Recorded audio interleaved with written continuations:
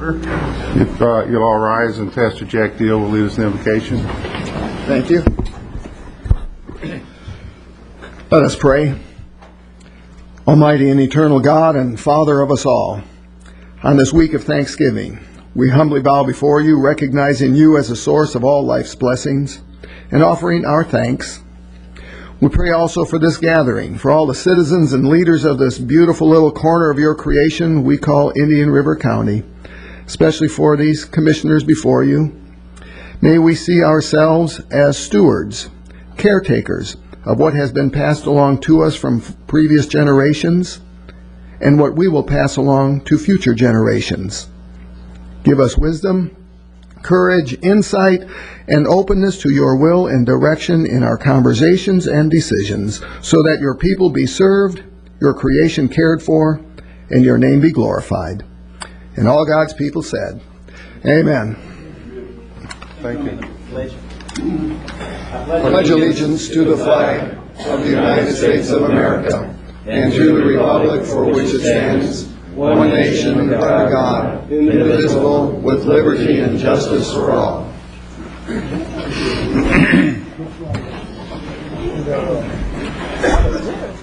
I would, at this time, I'd like to welcome our new commissioners, Mr. Commissioner Fleischer and Commissioner O'Brien, and Judge Morgan's here to swear them in. So, Judge Morgan. Good morning. I'd like to ask you two to come down, if you would, and if your family and friends want to stand around you, I think it's appropriate to do so. You're going to need them, your family, over time. Why don't we stand toward the middle, and then the flags will be in the background there.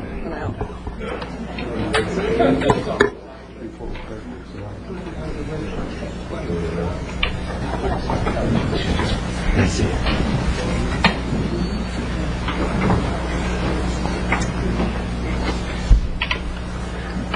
I want to add my thanks to you all for being here today to see this.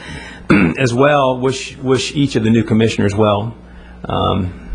As I alluded to earlier, they say in politics you need to get a dog so you'll have a friend. We're going to keep it friendly in this town for 4 years as these folks embark on their public service. My prayer is you all remain humble, and as my father told me when I was first elected to office, just don't forget where you came from, and I think all will be well. I'd ask each of you to please raise your right hand at this time to take the oath and repeat after me. I do solemnly swear that I will support, protect, and defend the Constitution and government of the United States and of the state of Florida. That I am duly qualified to hold office under the Constitution of the state, and that I will well and faithfully perform the duties of County Commissioner on which I am now about to enter. So help me God. Congratulations.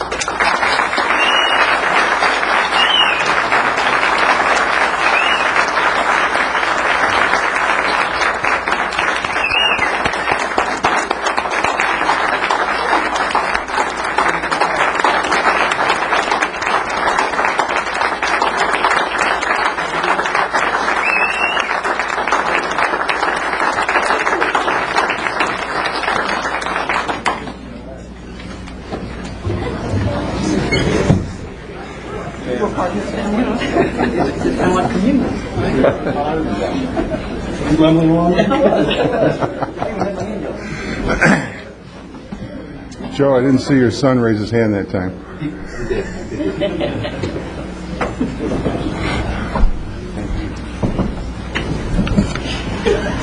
Joe had a great haircut.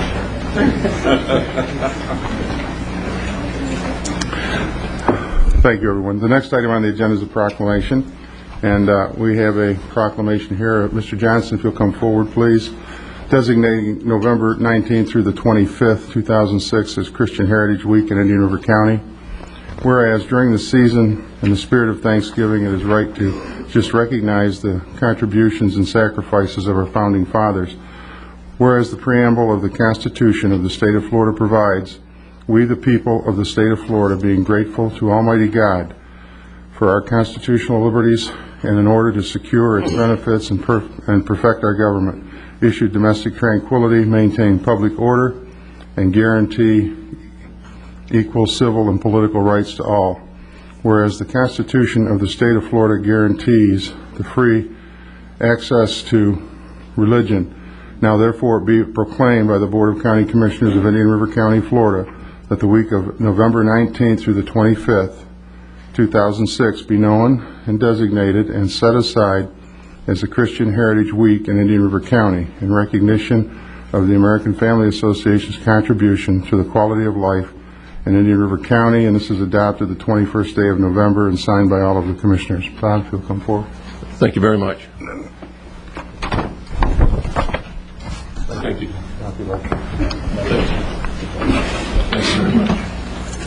Oh, good to see you, Bob.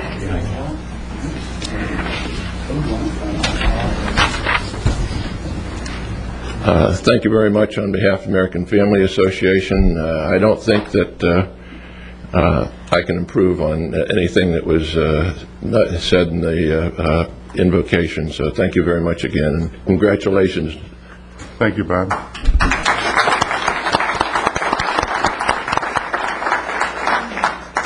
The next item is the consent agenda. Do we have any? Yes, Mr. Chairman, I'd like to call J, K, N, and O, please. J, A, K, K, N, and O. and O. Okay. For J, K, N, and O. Anything else? Move approval as amended. We have a motion and a second. All in favor, signify by aye. Aye. Aye. Opposed? Motion carries 5-0. Commissioner Bowden? Thank you. On J, I just want a clarification. I don't think this was the low bid. It's very close, but just wanted to know. And if we took the alternate bid too. For the record, Eric Olson, Director of Utilities.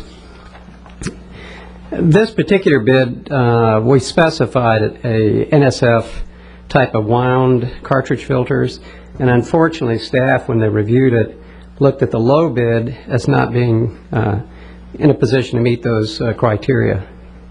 Now, I recognize they're fairly close, Yes. but I think in this particular sense, the staff felt fairly strong about it. Okay. I just noticed one was Florida company and one was Georgia, I believe. Yeah, the one that was selected was actually Waco out of Medley. Okay. And this is really a 3-year bid. It's a 1 but 2 additional years. Right, that's correct. Okay. Same question for the next one, please, Kay, while you're still there. Yeah.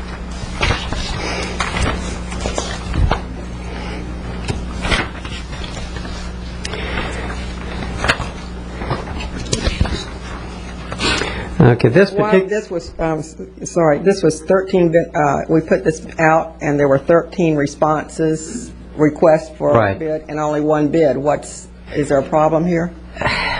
We were actually a little bit surprised on this. Normally in a simple project like this, which was, the bid amount was only $38,000, we would have expected more bidders to actually respond, but unfortunately we didn't. And when we actually got the bid within the budgeted amount, and we are familiar with the particular company that does this, J&H Water Stop has done a lot of work with us in the past, so we felt comfortable with it. Unlike one that we had a little bit further down the list that we rejected, this one we did feel comfortable with. So even though it's just that 1 bid, we did feel like it was within... I noticed it was well under the estimated budget, so I didn't know if it was low ball or what. It was really 2 factors. One, we were very familiar with the company because they have done some very specific work with us in the past, so we felt comfortable that they knew what they were going to do and they would be in a position to respond to it, and it was within the budgeted amount, unlike another one within the consent that we did not feel comfortable with. Okay, thank you for that explanation. And I'll do all of them at once, Yes. if that's okay. N,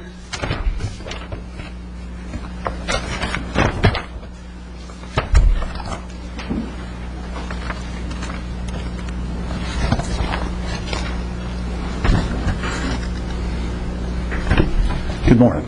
I just noticed that there were two responses, and there's such a difference, 177,628 and 650,146. So there's a mistake or something's here.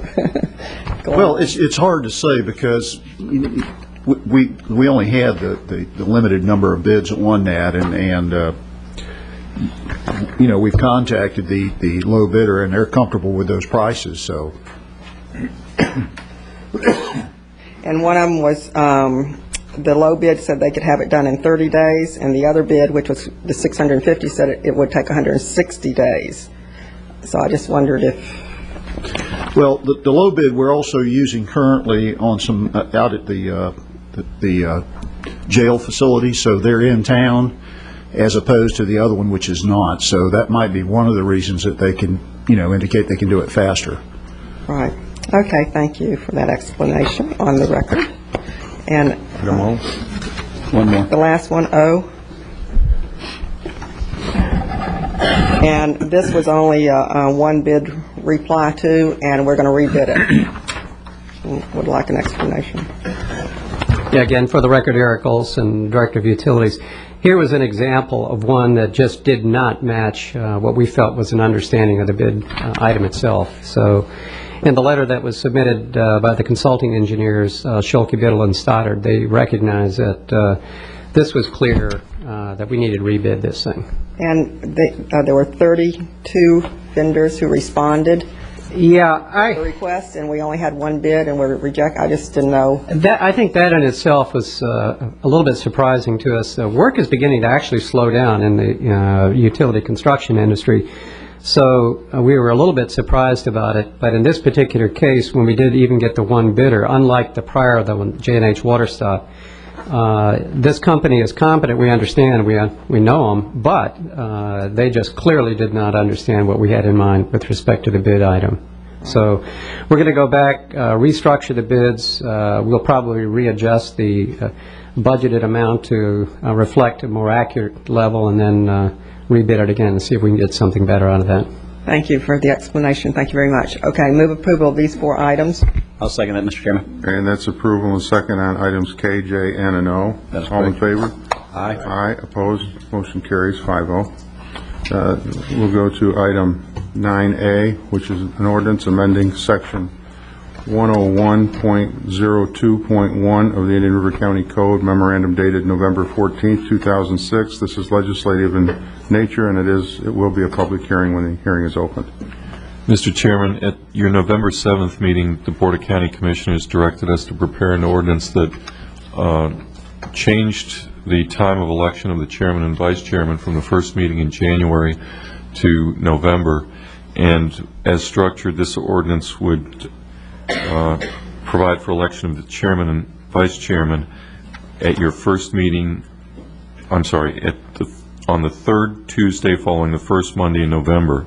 And it's kind of an odd way to phrase it, but it's because of the election law. The general election is always held on the first Tuesday after the first Monday, and the new commission sits 2 weeks after the election. So this allows you to elect the chairman at the first meeting of the new commission every other year, and on the third Tuesday following the first Monday of each year. And with that, I just open it for Any Mr. questions? Chairman, yes. Mr. Collins, can you see any reason at all why it was done the way it has been done? in January. I don't think maybe it just gave a little time for the commissioners to get a feel for each other before they reorganized. I really don't know. It's I think the reason that it was requested to be moved up was some concern that if we simply have the vice chairman assuming the chair when in this case Mr. Newberger didn't run for re-election, there could be a circumstance where if something happened to the vice chairman, there wouldn't be anyone to act in a case of an emergency. It would require calling a special meeting to elect a chairman pro tem, or for the time being until January, if that were the case. I believe that's the reason we were directed to bring Okay. bring this ordinance forward. I believe I like it. I mean, just looking at it from the surface and understanding that, that time, I mean, we actually had a chairman move into the chairman's office and then got not be chairman, and I mean, just for continuity and smoothness, I think I like to change it. Makes good sense. It does. It does. Any other questions of the, well, if not, we'll open the public hearing. Is there anyone that wishes to be heard on this matter? Seeing none, we'll close the public hearing. Move we adopt the attached ordinance. No, sir. Motion and a second. Second, Mr. Chairman. All in favor? Aye. Aye. Opposed, like sign. Motion carries 5-0.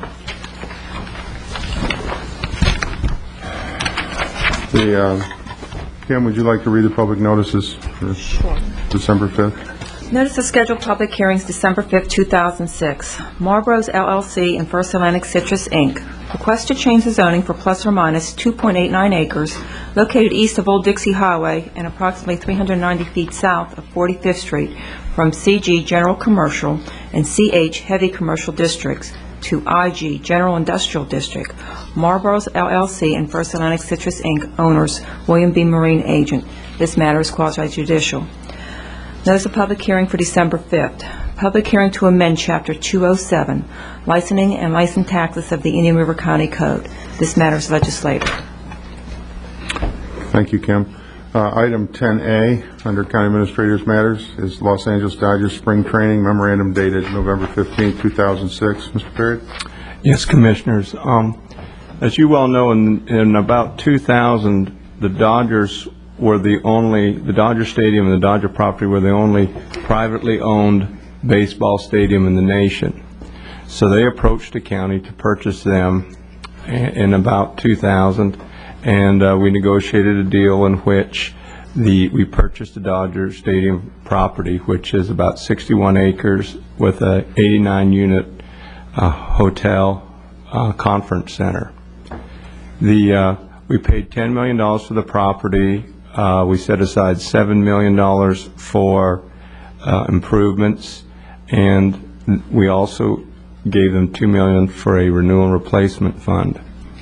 To do this, we had to issue bonds in 2001, which were $16,810,000.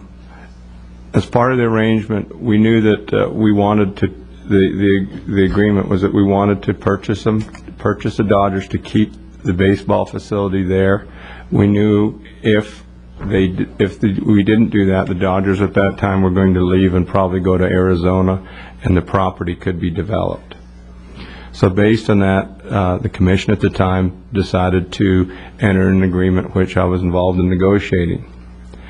Recently, as we all know, we've seen in the paper that the Dodgers have decided that they have better opportunities on the West Coast and are most likely going to be relocating to Glendale, Arizona.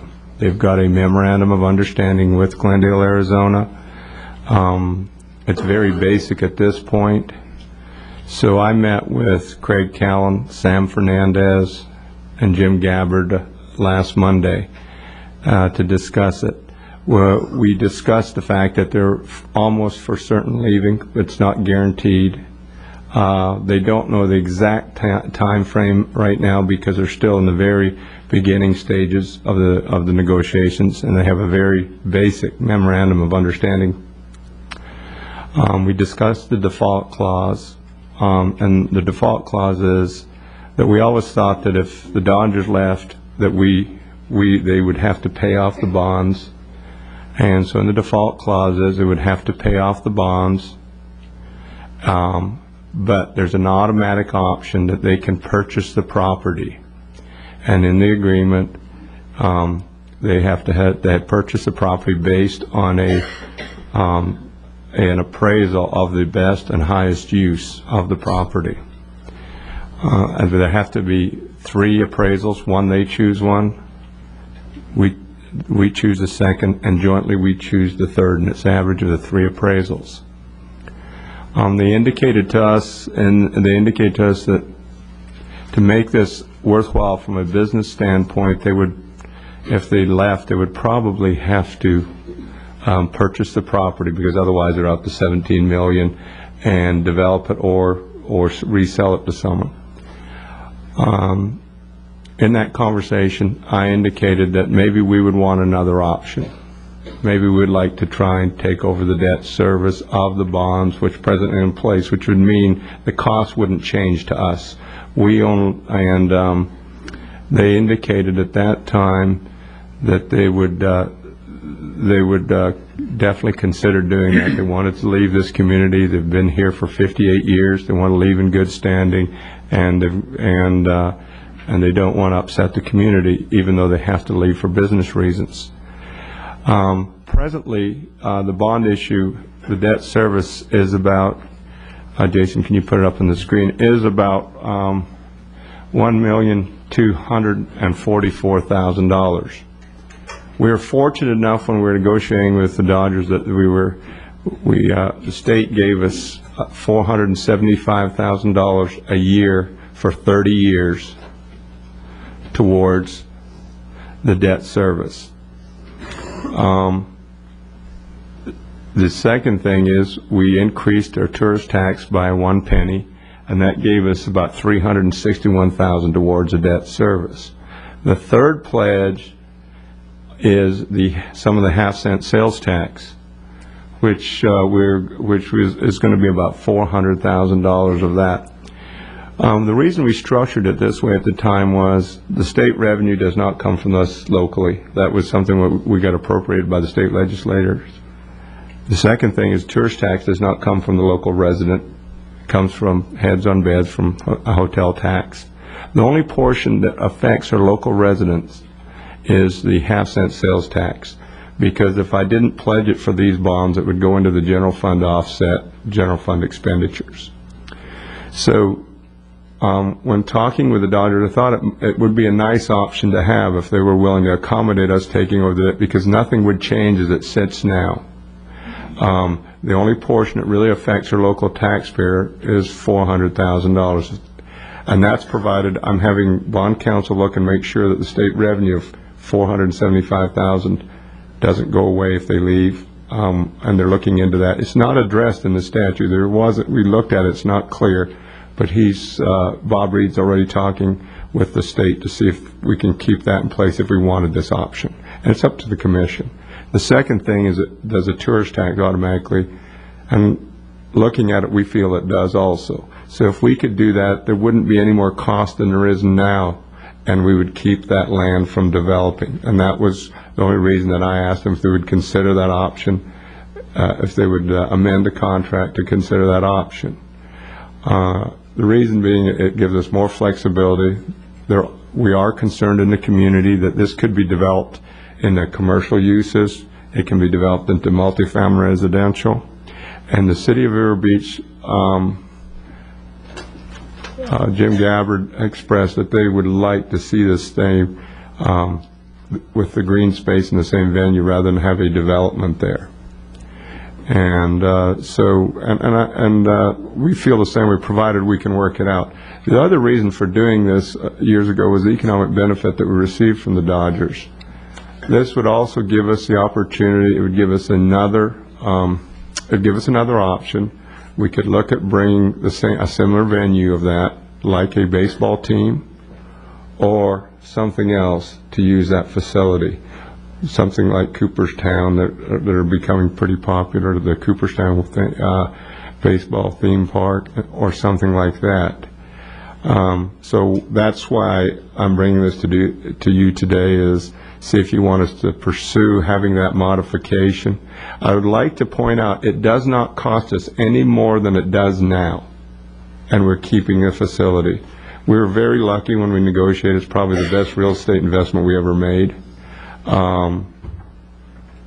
We hadn't when we made the default clause with the Dodgers, we thought the idea was that we were putting them back where they were when they started. When they started, they owned the stadium, and if they were to leave, we would end up owning it. They'd have to pay it off. But the clause of where they can sell it and develop it is what is a negative to us. And since I think the community would not like to see that, developed, and the uses that it's zoned can be rental car, commercial, retail, multifamily under airport zoning. So I just need direction from the commission. There has been a lot of misinformation out there on this item. There's a thing that we're going to have to issue more bonds, that the cost would increase. It does not. It would. The option that we're saying is that we want to add an option to the contract that we could take over the debt service, and they're willing to accommodate that. And I think it's in the best interest of the community if we can, but it's up to the commission, and it's purely your decision. So I just need some direction. Any questions from commissioners of Mr. Baird? Yeah, Mr. Chairman. Joe, is there an urgency to get something signed with the Dodgers now, or do we wait until they eventually move in case that deal does or doesn't go through? Well, I was just trying to add I'm trying to add the option if it's available right now. Just have the option for us to do that. It's not in the contract now, but the real decision won't be for some time. If I was trying to attract a team right now, well, I don't know what I'd say to them. I don't know when they're leaving. We'd like to have, if I was trying to attract another baseball team right now, I think it'll be down the road we would be able to, I'd like to make this change now if you would like to have this as an additional option. I'd like to have it just as an additional option that we could utilize. But we may never exercise it. They say they do want to leave as you saw the letter from Mr. McCord, they do want to leave for business reasons, opportunities. But if this deal doesn't go through, they'll be staying for at least a little longer or sometime longer. But I think we should make that, if we're going to make that change and have that additional option, I'd like to do it now. All I'm doing is have an additional option for us, additional avenue for us to go down. I would like to point out, because there's been so much information, this is not going to cost the taxpayer any more than it does now with the debt outstanding. Okay. And then if we did assume the bond payoff, then we would then own all the property, and at some point in the future, if it's decided we don't need it for baseball purposes or whatever, the county then would be able to sell it to the best value, and we just have control of it still.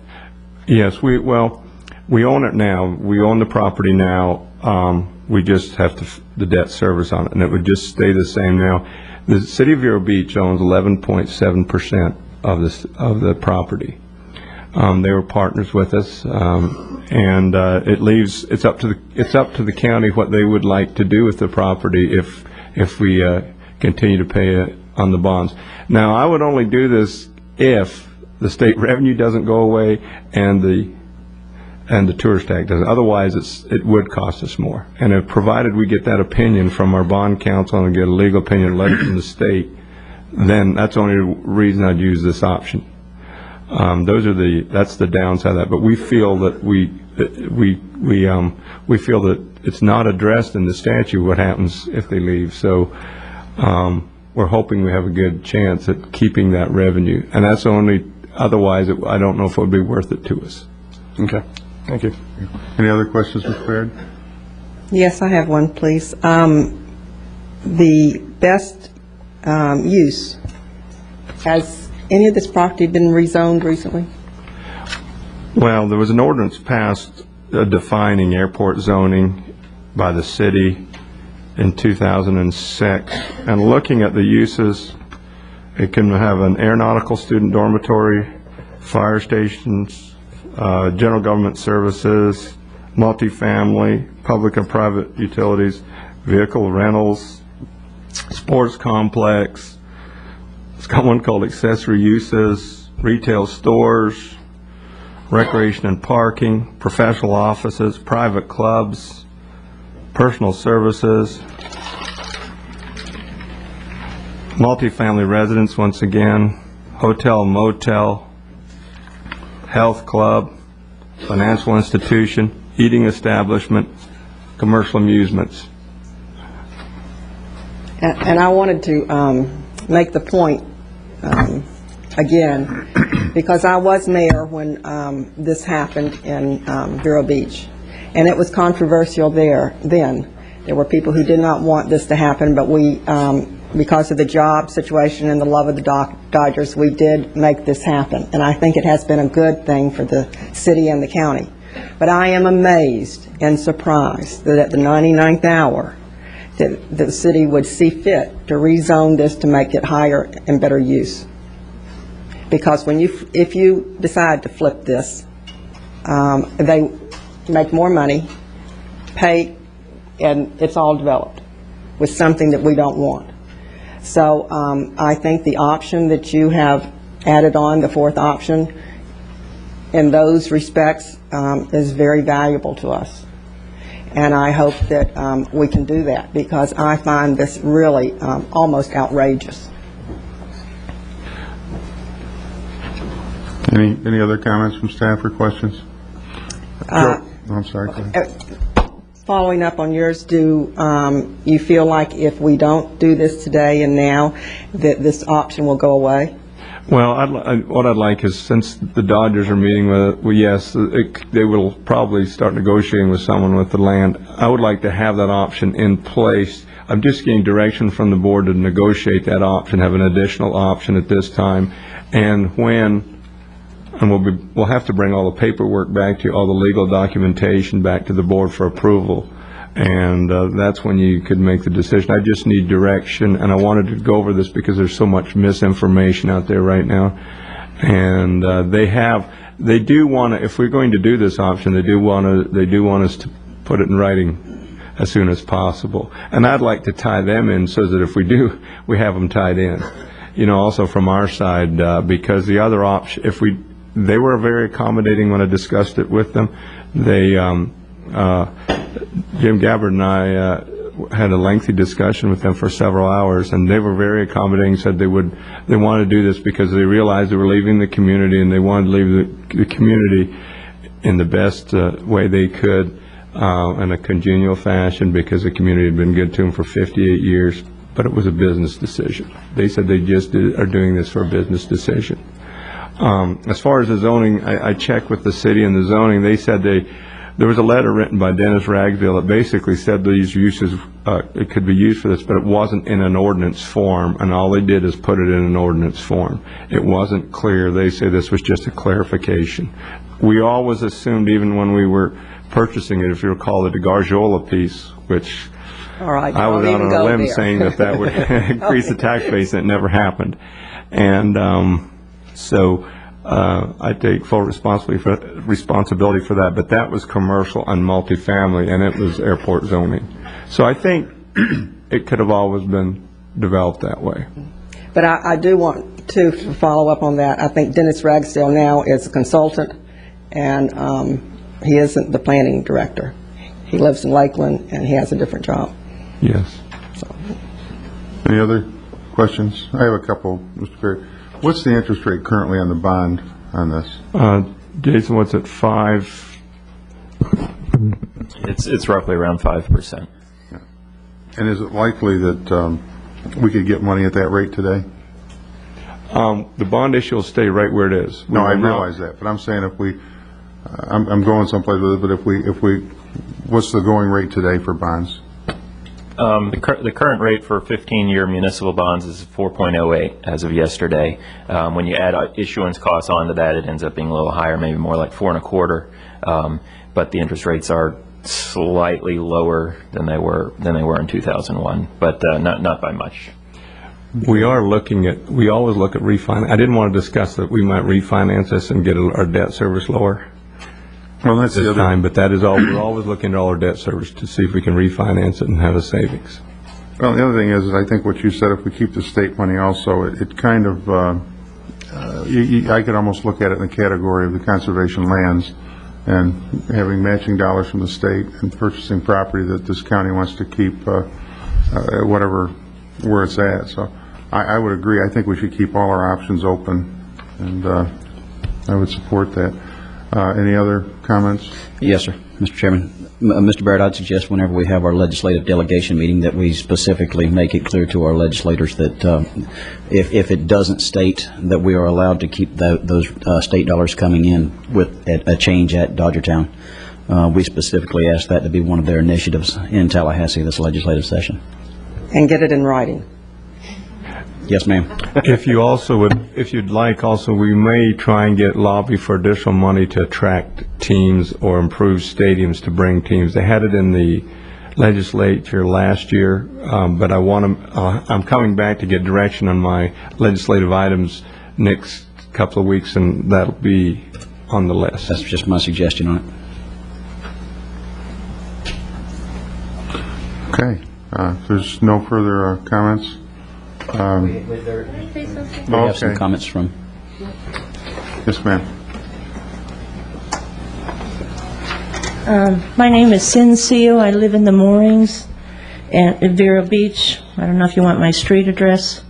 I used to attend in fact, we had tickets, I think, near third base. And I liked the games. I thought that was great. I don't know how much of a benefit they actually were towards tourist dollars. I'm not privy to that information. But I'd like to bring up two things, and I don't know how many people I speak for here. But when I had read that, and I trust the county commissioners that you're doing a good job and watching out for everybody. Well, I know we pay a substantial amount of tax dollars, and I would hope that they go to something good.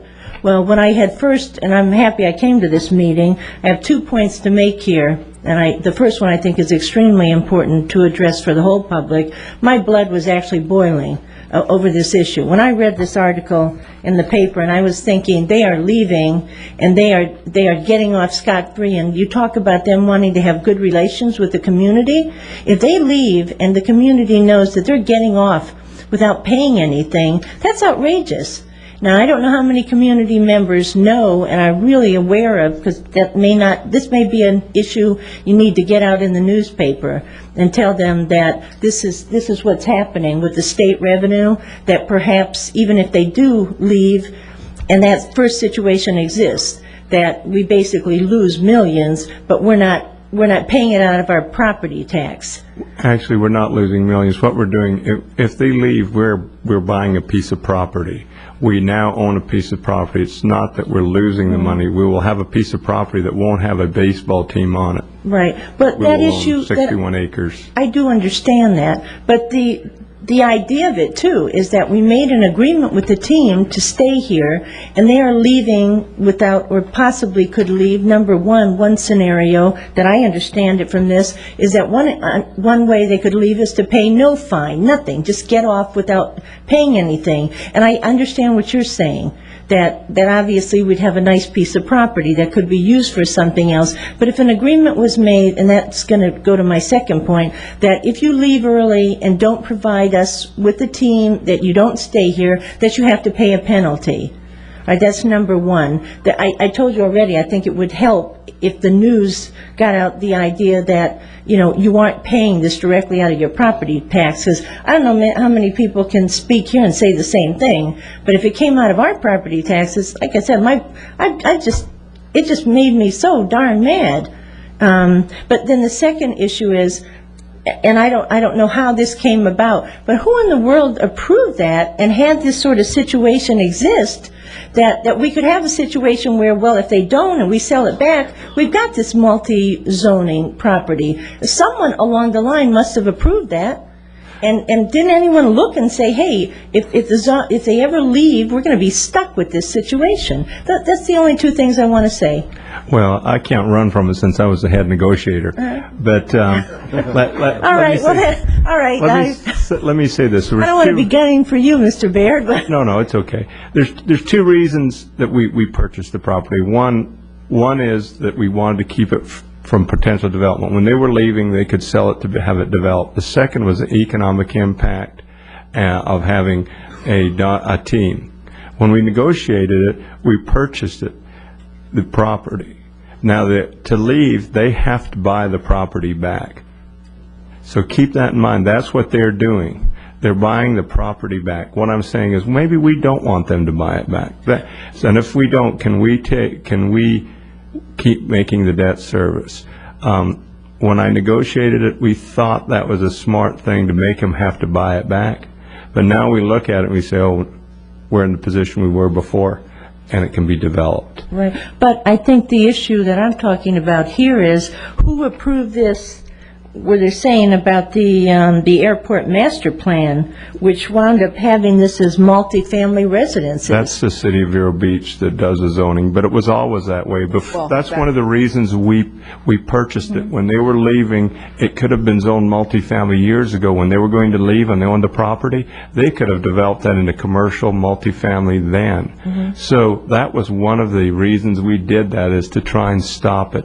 And it was almost, with very little impact to the taxpayers. You can see the taxpayer only pays $400,000 of the debt service per year for a facility that's worth probably $25 million today. Oh, I can see that now, and that's why I said I'd like to see this appear in the newspapers so people wouldn't be so infuriated. Because I'm sure I'm not the only one that was pretty infuriated to see this in the paper. I got a lot of calls. I must not have articulated it well to the newspaper. I don't understand that article either. All right.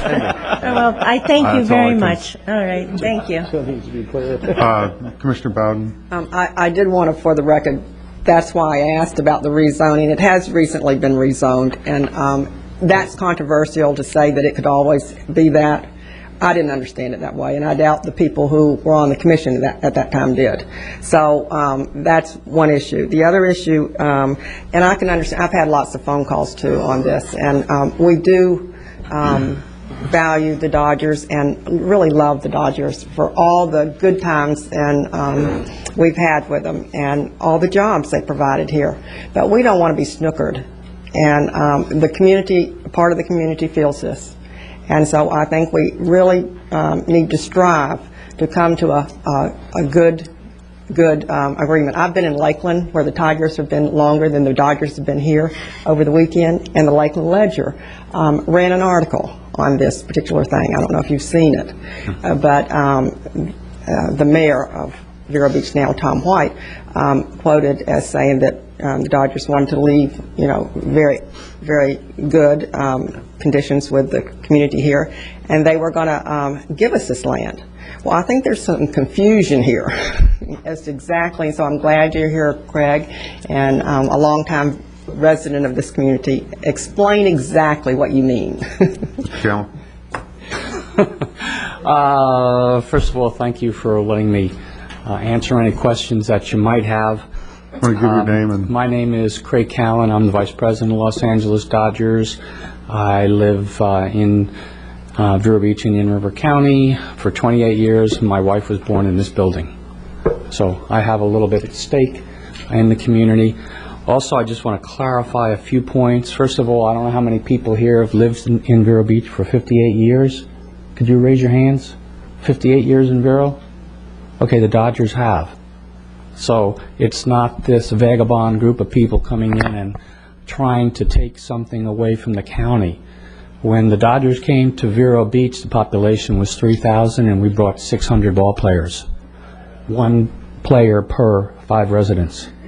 So it is not a corporation, it's not a raider, it's not someone without a face. This is the face. And we, unfortunately, for business reasons, we have been communicating with the county, with the city, for, 5 or 6 months about what was going on in Arizona. The fact of the matter is that it makes sense business-wise, you're all business people here, to be a West Coast team on the West Coast. Our Brooklyn Dodger ties, which is the reason why we're here, for those of you who have not been here for 58 years, is because we were the Brooklyn Dodgers. And because of that, we found a home and we utilized the old naval barracks. Lots of history, lots of relationships. I look up here and I see a lot of people that I've known for such a long time. So we're not just a faceless corporate raider. Another point, we are dealing with professionals. I've read some articles in the local newspaper, I guess it's the Treasure Coast Press Journal now, saying that we are going to buy and flip. We sent our attorney from Los Angeles here specifically to meet with Mr. Baird and with Mr. Gabbard to say we don't want to buy and flip. If you all, just like the city wanted the 9-hole golf course for green space, and it runs in the deed that it's green space, and it was sold at $270,000 an acre, that's their appraiser's fair market value, not us. In fact, the city wouldn't pay a penny more. In fact, the city, we sublet 9 additional acres to make that golf course whole. That's worth about $2.5 million to us, because we wanted for, if in the event the city wanted to, or the community, I should say, wanted to make it a golf course again, it could. So that was almost, I would call it a gift for $2.5 million, because we leased the land and we sublet it for long term. Now, as far as the rezoning goes, the MOU back in 2000, let me take that back. As far as the stipulations of leaving, it states it in the MOU right from the beginning 6 years ago. We were never hiding anything. It states in facility lease agreement under the memorandum of understanding in 2E, if the facility lease agreement is terminated by the Dodgers without the county's consent before the expiration of the initial term, the Dodgers shall pay the county as liquidated damages the remaining amount required to defease or retire, blah, blah, blah, the bonds. The aforementioned payment of liquidated damages shall be the county's sole remedy under the facility lease agreement.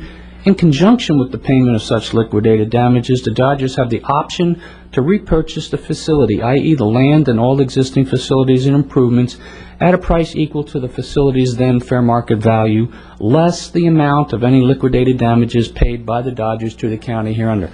There's no surprises. It's there. As far as the rezoning, Dennis Ragsdale did, and Julie Schuta, I believe that's her name, Schuta, did tell us, and we have a letter stating that these are all of the allowed uses on ALIMC. What most people don't know also is that ALIMC, how many people understand ALIMC? E-I-E-I-O. Okay. It's similar. Okay. ALIMC is Airport Light Industrial Multi-Use Complex. That was made for the Dodgers way, way back, so that they could facilitate having all the uses that we have on the facility now, where we've employed 400-plus employees. So the ALIMC always had, and it was written by the city back years ago before we even made this purchase of the property, that it was zoned under that in that way. So all we did when we did the purchase was ask, would you please clarify it? And it actually states it in the ordinance.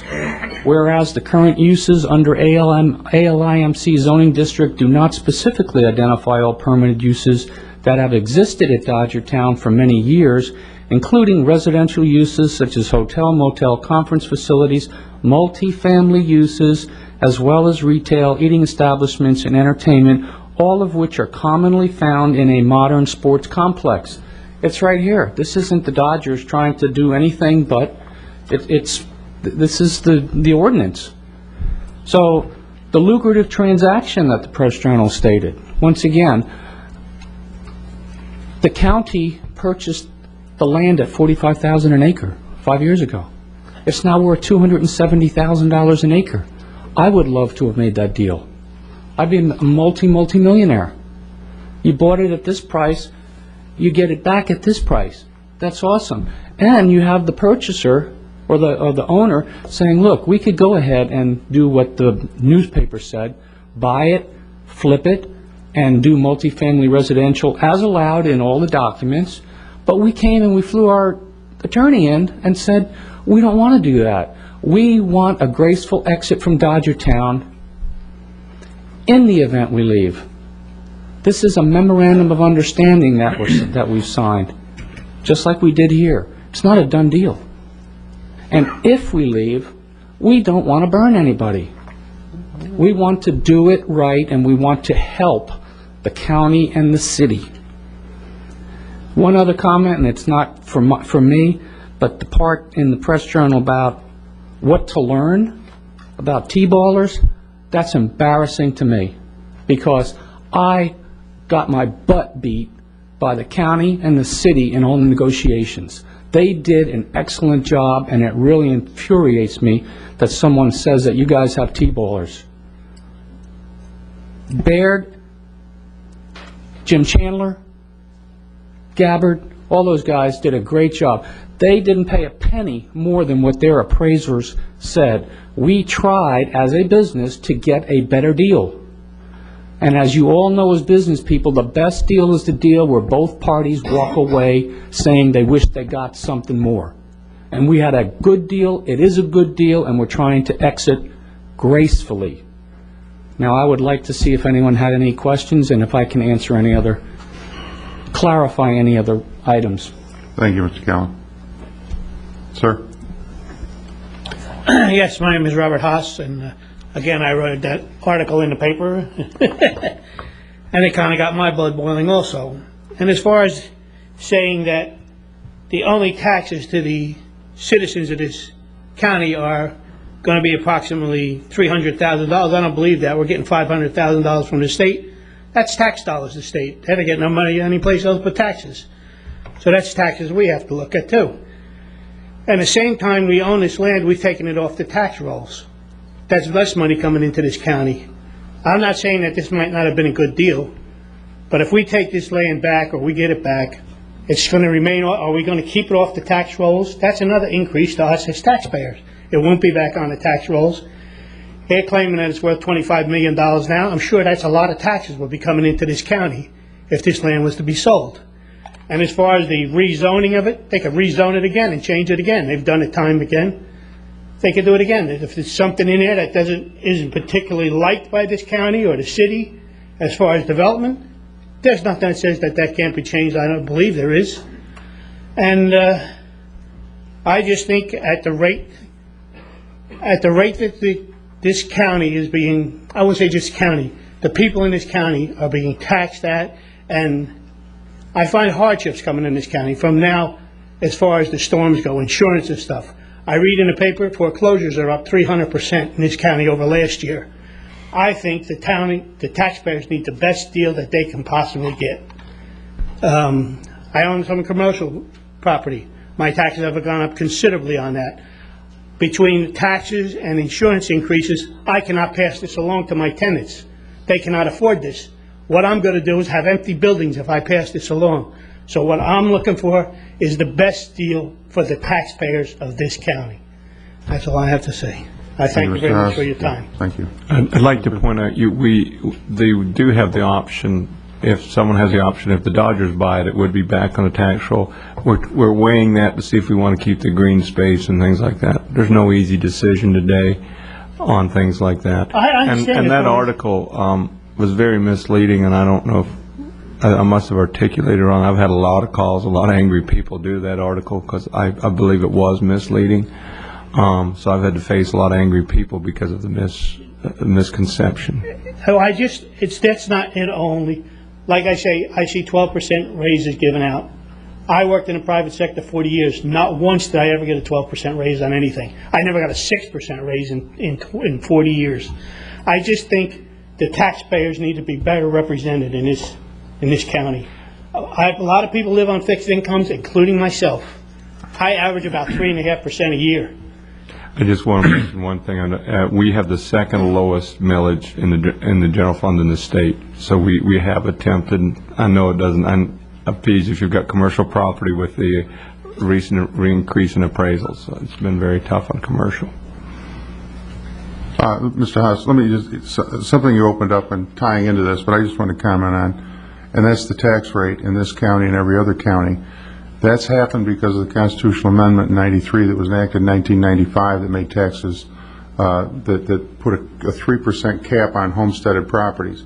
Consequently, homesteaded properties, if you've owned your house for 10 years and you're homesteaded, or the last 11 years, with rare exception, you're paying less money in taxes today than you were 10 years ago. And I don't know of any exceptions, but there are probably some. And that's not adjusted for inflation. That's dollar for dollar. The people that are picking this up are the non-homesteaded people and the commercial property that you mentioned. So and this isn't something that the county is doing. This is state imposed through the Florida Constitution, elected on or supported and passed by the voters in 1993 and enacted in 1995, and the county's hands are tied. I understand it, and I agree with that thing that was passed to protect that's 3%. What I'm saying is, what needs to be controlled is spending. I mean, 3%, there's a lot of people can just about afford living today with the restricted incomes they have and limited income. I'm not saying that, I agree with that 3%. I think that's a good deal for this home. I own a house in New Jersey. The house in New Jersey, I don't get any of the benefits that the people who reside in that state get. It's just like down here. So it's not like it's just Florida that does this. And now New Jersey passed a tax that if I sell my house and I don't buy another house in New Jersey, they get a percentage of my house, the sale of my house. So it's not just we're alone with this 3%. All the other states do it. They just had to do it a different way. Because I read in the paper, these people come down here crying the blues that they have to pay the tax rate. I have to do the same thing in New Jersey. I have a tiny little house in New Jersey I pay a fortune on. Thank you. Because I don't live in that state. Thank you. So there's another gentleman that wanted to speak.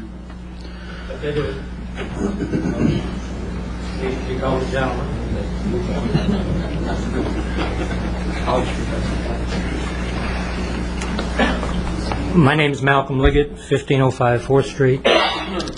I've followed this issue for some time, but I do want to start with a conclusion on the point I would like to make. Selfish. I want, when the Dodgers leave, to see the loan defeased, for us to get another ball club. There is a letter in Mr. Baird's file where he mentioned something about a recruiter for another ball club. I put a letter in his file that day. I'd like to amend one thing in that letter. I wouldn't mind looking for 2 ball clubs, assuming I'm a lucky one. But let's go back to the issue of the local paper. I do not want what little reputation I have to go down the drain because I depended on them for facts.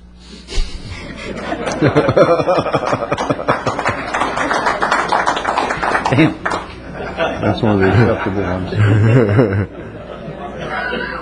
Yes.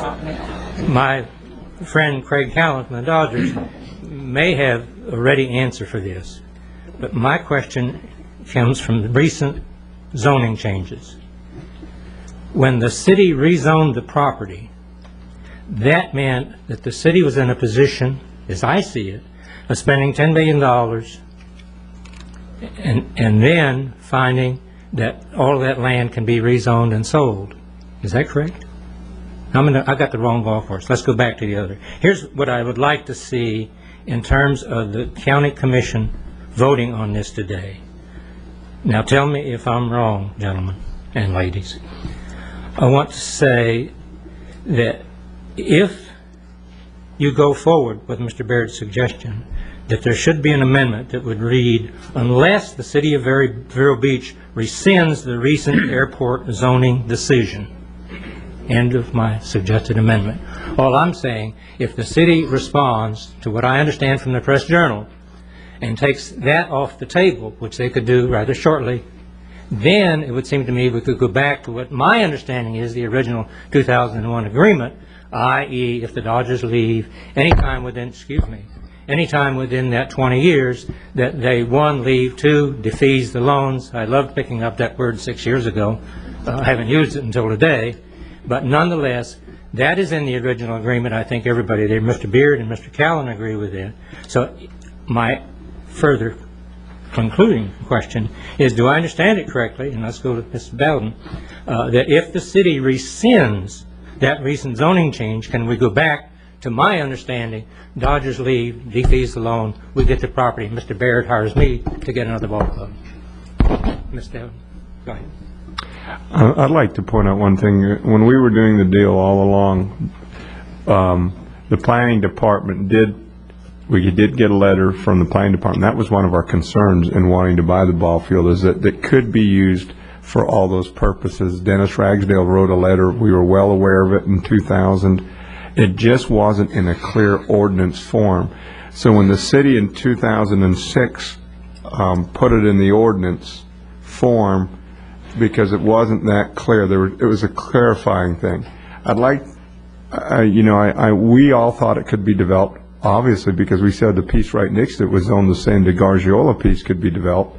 the piece right next to it that I think P&S Properties owns, if I'm correct, can be a hotel also. So, and it was in the same zoning. So, I don't think anyone should blame. We were all aware of it. The city. It was just a clarifying item when they did the ordinance to get it in legal, totally in an ordinance. I do not think, and I'd like to move forward if we're going to do this. And I don't. If anyone's to blame, it's me. I negotiated the deal. I brought it to the prior commissions. They voted on it. We should move on in a harmonious type relationship with the city if we're going to try and attract anyone. We want to do it in a positive way. Our attempt here is, if the board so wishes, to keep that property from being developed, because if it is sold, it could. And that's just the position we're in, whether we like it or not. So that's why I'm recommending that we try and get another amendment, because the Dodgers were willing and cooperative enough to say they would do that. It just gives us another option. Yeah, I'd like to say I agree, Joe, and I think we ought to have all our options on the table. And you know, people can be married for 58 years and be happy, but when the separation comes, somebody's always unhappy. And I would like to see this move ahead and work as a community and with our various elected boards to make the best deal for all concerned, because if everybody's happy, we got the best deal. And so I agree with you, Mr. Baird. Leslie? Yes. Unless I'm missing something, and I just want to kind of clarify this, we have the opportunity to assume debt, for the lack of a better term, assume debt on a piece of property that's purchased in 2001 at a 5% interest rate that's been paid on for 5 years already. And I don't think there's an individual out there that wouldn't seize the opportunity for a real estate transaction like this in the county. And it's not saying, or it's not committing us to do this, but it certainly is keeping our options open. And with that being the case, Mr. Chairman, if you're ready for a motion, I'll be more than happy to. The only thing I'd like to say is, just so we don't send the wrong message, we're not assuming debt. No. We've already got the debt. Right, but basically but it's been paid on for 5 years to begin with, and again, it's in $2,000 value, or 2001 values. Right. So, yes. So you made a motion? I'll make the motion that we add an option of... We'll keep our options open. Well, or add New this option, yes. Okay, we have a motion, we have a second. We have a motion and a second. Any further discussion? Can you think of another option we ought to have, Joe? I think there's only other options right now from a business standpoint that'll work. And, and also, I think the real concern for us is that we get, the only thing is I've got to make sure that the state revenue stays there and the tourist tax revenue stays there. Now, look, I think looking at the law very quickly, and I think, well, I've got a copy of it here, could look at it, and I think we're okay on the tourist tax. As long as those two stay there, there's not an increased impact to the community, and we'll have owned the property and we'll keep it from development. Then the second question would be, what do you want to do with it? And I think that's all I'm trying to do. I can't think of another thing that'll work from a business standpoint. There's a lot of points to make sure that they're coming in though. Yes, we're going to get a letter. We're trying to attempt to get a letter from the state. In Chapter 212.20, Bob Reed looked at it. It does not even address the fact if the team goes. That was a special act that we had done for us to keep the Dodgers that went in the statute. There was only 6 other, I think there's a total of 6 people could get that allocation. It does not address, it doesn't even mention that once you've kept the team, it seems it doesn't address if it go away. It seems that the money stays there for 30 years. That could be by design. So we're getting a legal opinion on it from Bob Reed, and he thinks he can get a letter from the state. Okay. That's all. That's the only reason I'd move forward with this, is provided we could do those things. Okay, we have a motion and a second. All in favor? Aye. Aye. Opposed? Like sign. Motion carries 5-0. Thank you. The next item is under County Administration Matters 10B, and that's meetings of the Board of County Commissioners, proposed 2007 meeting dates, memorandum dated November 15, 2006. It's Did you want to, it's fairly self-explanatory. Yes. I'd like to point out that the first meeting in January, I do not have on the schedule the first Tuesday. I think it's January 2nd. Correct. And I didn't have it. Also, I have in my in the meetings, I have included August meetings. Last year, we canceled them, and it seemed to work very well for the commission and for staff. So we would have no problem with canceling those meetings. You know that in June, July are very busy times. We have a lot of night meetings due to the budget process, and land development regulations have to be done during that time frame. So we have extensive meetings in June and July. So if the board so wishes, we did it this year and it worked, we could cancel the meetings in August. I think that you'll find that we don't have any time to get away in June, July. The commission has a tremendous amount of night meetings because of regulations during that time, the budget process and the requirement to hold all your land development regulation workshops at night.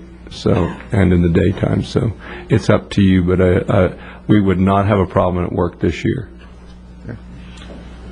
Anybody want to make a motion on all So this? moved. We have a motion. Do we have a second? Is that deleting the August meetings? Yes. Okay, a second. Okay. We have a motion and a second. Any debate? Conversation? If not, all in favor? Aye. Opposed? Motion carries 5-0. Thank you. Thank you. Under Department Matters, consideration of conceptual approval of State Road 60 Advanced Construction Intersection Recovery Mechanism memorandum dated November 14, 2006, found on pages 209 and 234. Good morning. I'm Planning Director Stan Bowling. Just a bit of background. Essentially, staff is reporting back to the Board of County Commissioners on an item dealing with the segment of State Road 60 from 66th Avenue out to Interstate 95. And just by way of a bit of background, the discussion is in regard to that segment because east of 66th Avenue, State Road 60 is already 6-laned, and west of I-95 it's being 4-laned. But the subject segment, again, 66th Avenue out to I-95, is 4-laned. And for the past 13 years, the Metropolitan Planning Organization, a countywide transportation planning organization, has prioritized taking that segment of State Road 60 from 4 lanes to 6 lanes. And that priority is presented to DOT. Over the last few years, some progress has been made by DOT in regard to that segment of State Road 60 being widened. All of the right-of-way is in place, and DOT has gone through their PD&E process, project development and environmental, and it's done a design for 6-laning that entire segment. And they've broken the segment into really 2 subsegments. One is from 82nd Avenue to 66th Avenue, and the other is from 82nd Avenue out to I-95. The segment from 66th Avenue to 82nd Avenue, they have showed funding for construction in 2009, but that could slip. And that's not an absolute guarantee at this point in time. And the segment from 82nd Avenue to 95 is not on any 5-year plan, and it's not on the horizon. Given that, the county, to avoid delay in construction, has been in communication with DOT to do advanced construction, to advance money to DOT to bring those projects closer in time, and that has some benefits. Meanwhile, of course, as anticipated, traffic has been increasing on State Road 60. And given the this year's traffic counts, the vested trips plus existing trips on the segment from 82nd Avenue to 66th Avenue, it's already over capacity. It's over our standard level of service. And essentially concurrency investing cannot be obtained for projects that put trips on that segment at this point in time. There's still capacity remaining on the segment from 82nd to I-95. We're down to about the last 7% on that particular segment. The type of advanced construction agreement that's been discussed is for the county to advance money to DOT. $67 million is the estimate for both segments, to move up construction, and the construction would move up from 66th Avenue to 82nd, that segment, to approximately sometime in 2007, maybe the end of 2007, beginning of 2008, and then the next segment the following year, 82nd out to I-95.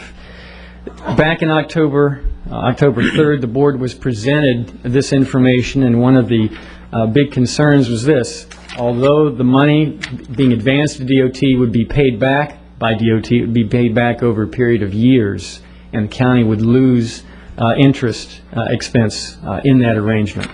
And at the October 3rd meeting, the board expressed that, yes, there are benefits to doing this, but staff needs to try to find a way to recover those interest costs and report back to the board in about 45 days. And this is the time frame we're dealing with now. So that's why staff is back to you this morning to give you an update on that, and to ask for the board to give staff approve a concept that we formulated that's in the staff report, so that we can keep moving and bring back more details to you in the future.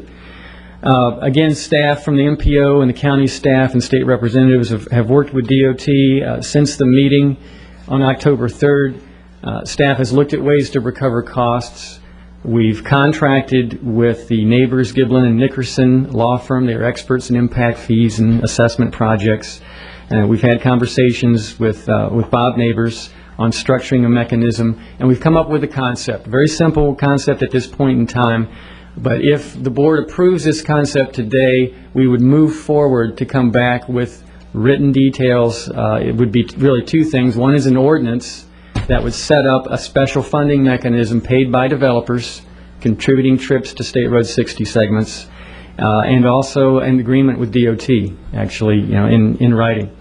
The concept, are really just 4 points I want to make about it, and again, this is in the staff report.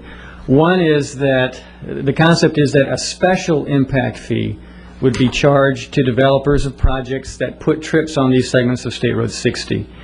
The charges would be based on per trip, so it would be completely proportional in that regard. The special fee, the concept is a special fee would be collected when the other impact fees are paid by the developer. So it would be an additional fee over and above the normal impact fees. And the fee would be calculated and structured so that we could recover anticipated interest expenses in the transaction with DOT. Per Bob Neighbors, he believes that it will be legal, and we can set things up to have this fee in place for a number of years. In fact, as soon as an ordinance is adopted and this mechanism is put in place, even before construction begins, even before the money necessarily goes out from the county to DOT, the collection can begin. And it could be a period of years, even after construction. So we could conceivably be looking at a 10-year period, something like that. Again, it's just part of the concept, but it is a way of recovering over a substantial amount of time the interest opportunity lost. The reason, again, that we're back to the board now is based on the board's action on October 3rd. And there are a few reasons to look at this concept and take action today. And that is, it would be prudent to, if we're going to move forward with this concept, to continue to work with the consultant and DOT to get written details down get it in writing and get it presented to the board within the next few months. If the county is to proceed with this advanced construction, the money does not go out till fall of 2007. But the sooner we get the details worked out, if we're going to do it, the better. Give us more time. Also, there are property owners and developers out there that, again, we have a segment of State Road 60 that's over capacity now. And the roadway something needs to be fixed. Either the roadway needs to be widened, or we need to lower our level of service. And there are time constraints either way that you look at those issues. And again, the sooner that we can move forward and get the details back, the more time we have to work out the details, in essence. The staff's recommendation is that the board approve the funding mechanism concept that we presented, and any other instructions that you want to give staff. And given that if that is done, staff will move forward to bring back an ordinance with details of the mechanism, with work from Mr. Neighbors and his firm, and also a draft agreement with DOT for the advanced construction. That's it in a nutshell and where we are this morning. And of course, in regard to numbers, I will defer to the county administrator, but I'd be glad to try to answer any questions that you might have. Any questions of Stan? Mr. Chairman, I have one. Stan, with the special impact fee, would that require a change to the comprehensive land use plan, or can that be done via an ordinance? Right. It would be done via an ordinance, and we'd be looking at it as a countywide ordinance. We may also want to reflect it in our land development regulations, but we would do it by ordinance. Okay, so it could be done in a relatively quick Yes, fashion. we think we could probably get back to the board in the next probably 2 months. We feel it'd be about January before we could get back per Mr. Neighbor's schedule. I don't want to call it an impact fee. I want to call it a fee. There's some legal problems with calling it an impact fee, I believe, and we're going to call it an interest reimbursement fee. We're just going to call it Joe's fee or something like that? Or? Yeah, Joe's loan. Okay. And the other question I had, maybe Joe or Stan, the $67 million is based on estimates of the construction. What if the projects come in at, say, $70 million? Does the state reimburse us for actual cost expended? I know they're not going to go see interest, but if the actual cost is $70 million, will they reimburse us the 70, or are we stuck at 67? I was asked that very question by another commissioner last night, and I did get an email from the state. What they're saying is that if the cost is more than that, they will ask us to give them more money, but they will give it all back to us. Okay. What we're paying them is to move these projects forward. And Jason, I think if you put it on this slide there, what we're paying them to move the projects forward. We went up and we lobbied the state last year very hard to get this road moved ahead. And unfortunately, I think there'll be some hard feelings, but some legislators went out on a limb for us, and even though it didn't turn out exactly as we wanted, we got them moved forward, and they got the allocation increased for us so that the full $67 million could be moved forward. And as you can see, the portion between 66th and 82nd Avenue is $37 million. We'll have to give them the money in October 2007, and they will pay that back in October of 2009. Starting or completing? They'll pay the entire amount. Okay. Now, the other section, which is from 82nd Avenue to I-95, will advance to $30 million in 2008. That one is the one that we had to work real hard with the state to get the money at all, because it wasn't really in the plan. And they will reimburse us $5 million a year beginning 2011 through 2012, and it will end 2016 and 2017. So, but if we don't think we'll ever get the money for that second phase if we don't do that for them. It'll go away. And that's our main concern. My concern a few months ago was that, the loss of interest income, but we've solved it with this fee. Now, can I say I guarantee it'll totally cover it? It's kind of like saying always and never use those words. I can't, but we feel we've done some very conservative projections, and we think it works, and it works the best we can make it work. But I could not guarantee, honestly, that it would pay it totally. But there's the other side of the coin. It may overpay it if there was a lot more people. Also, we're doing the fee on 80% of capacity. In other words, we're not saying that we're saying like a sewer plant that the road's at capacity at 80%, which makes the fee, which gives us a little room. Mr. Chairman? Mr. Brown? If I could follow up on that. I did ask that question. Oh, did you? Okay. In writing. And to read exactly what we got from the email, and I got it this morning. Typically, the 8% cost overruns during construction of projects in this area, and subsequently the department would repay all the funding, construction, CEI, overruns, etc. the county has advanced to the department. Now, this is a clincher, though. When the funding is available in our work program. So when is that? We have to have that, if we give extra money, and typically, there have been cost overruns, that's why they can't afford to do this, and they've backed it back a couple of years.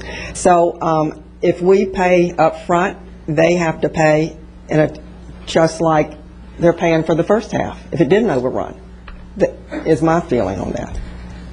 But this doesn't say that. Well, we're pretty confident that'll be close, because we're moving these projects up so far ahead. Their estimates are based on future years out.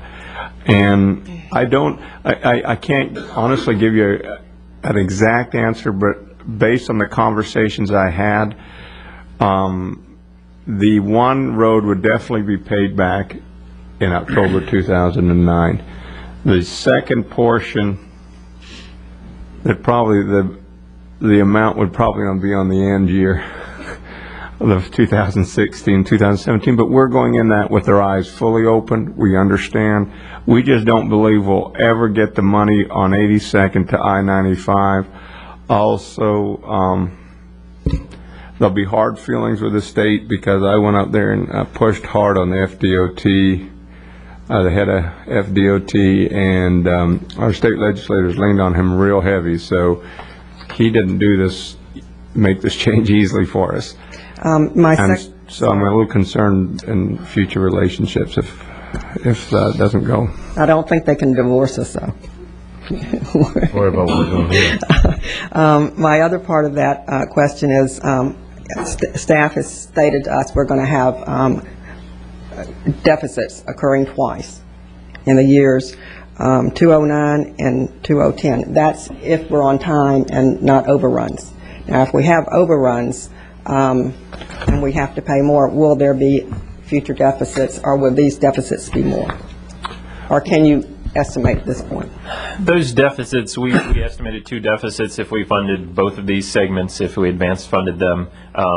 That's exactly what they are, estimates. We projected two deficits. Those deficits may not even happen depending on how things go, or they may be deeper. We're just making our best guess right now. If things went differently, if there was cost overruns, the deficits could be wider. We may be looking at a situation where we Well, have they're to borrow. saying to us and giving us a heads up, yes, there are definitely overruns on projects here. Right, and it would depend on how that interacted with the county's current projects that make up the county's plans, what we're doing with those other county dollars at that time, and so there is a possibility. There's a possibility all along here that we may have to do some borrowing to fund these deficits if necessary, and that's why in this interest share calculation we've assumed an interest rate that we think we can borrow at, and so that we would recover those interest costs. We've calculated it as if it's lost interest, if it's money in the bank, or if it's interest that we have to pay if we borrow money. So it's the same thing. If we have $67 million less in the bank, that's $67 million that we're not earning interest on. Conversely, if we had to borrow $67 million, we'd have to pay that interest. The cost is pretty close to the same there, and so we factor that into this calculation, that if we do have to borrow, this proposal should reimburse us for those costs. Well, one of the statements in the backup material is this projected shortfall is not likely to impact other transportation projects in the county capital improvement program. Not likely. How likely? Well, we've done our best at being, Jason's been very conservative on his projections. We feel it won't. We can segregate it. I will segregate this out into a fund. We're looking at 2 alternatives. We'll either interfund borrow, whichever's we get the lowest interest rate, we feel. We'll either interfund borrow, or we'll go out and do a bond issue, or go to a bond fund. And Jason's looking. Right now, we're in a little unusual time. We are earning at the SBA, I checked with, Jason checked with the finance department yesterday, we're earning 5.25% on our money. To borrow money, Jason's checked in the recent rates on just as an example, 15-year paper, didn't you? What was your rate, Jason? 4.08% yesterday. So we're looking, and probably the true cost after issuance might be around 4.20 1.20, it might be advantageous for us to go, but we'd like to leave all our options open right now, get this approved conceptually and have us start moving forward, because we've got to have neighbors do the ordinance to protect us and refine the calculations. Our calculations are very conservative at this time, and I feel not very comfortable now. I think we need to move forward with this. There's a few reasons. I don't think we'll ever get the second link paid for. Also, it opens up the highway all the way across the state, and we talk about evacuation. Evacuation will change after they get the Route 64 laned all the way past Yeehaw. I think your whole evacuation is going to change. They're not just going to get on I-95, and I never thought about this before, but they're going to be able to head all the way to the East Coast. It'll be a better route. There might be a bottleneck in this area. Second thing is they're going to put a lot of landscaping in. There's about $800,000 in landscaping from 66th Avenue to I-95 in this, and I think it'll also change the appearance when you're entering our county. So I'm very positive about this. I wasn't a few months ago until we came up with this mechanism, and now I'm very, very comfortable with it. Now, can I guarantee? No, but we're usually very conservative. Jason's extremely conservative.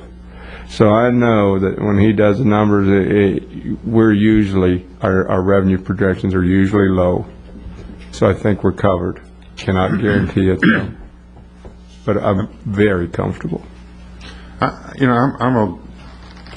asked the question, I think last week, Joe, and I guess it changed from the email, but I asked you specifically if we had cost overruns, and you advised me that it would be the state's responsibility and not ours, but now that's changed. Yeah, you're right. That's why I had asked for it in writing.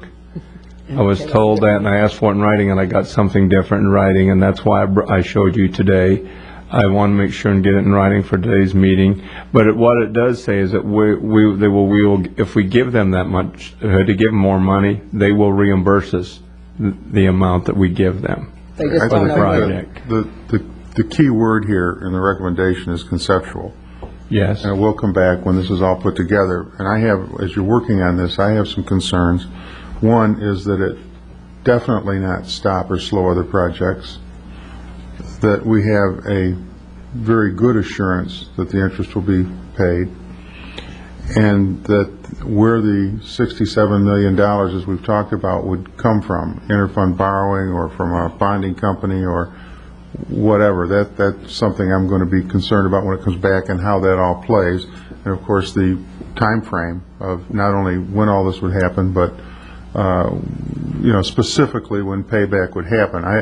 We're dealing with a lot of money, and I don't want to see it kind of hanging out here willy-nilly that, well, in this time frame it might, So as these things come back with the specifics, because I understand this is conceptual, but those are going to be the concerns I'm going to have at that time. Yeah, and that's what we need permission so as we can move ahead and design the fee, right, work with neighbors, get the agreement from the state, and it's a good time to work on the agreement because of the legislation session's in. So it's a good time. They say they're going to try and change that agreement to our advantage.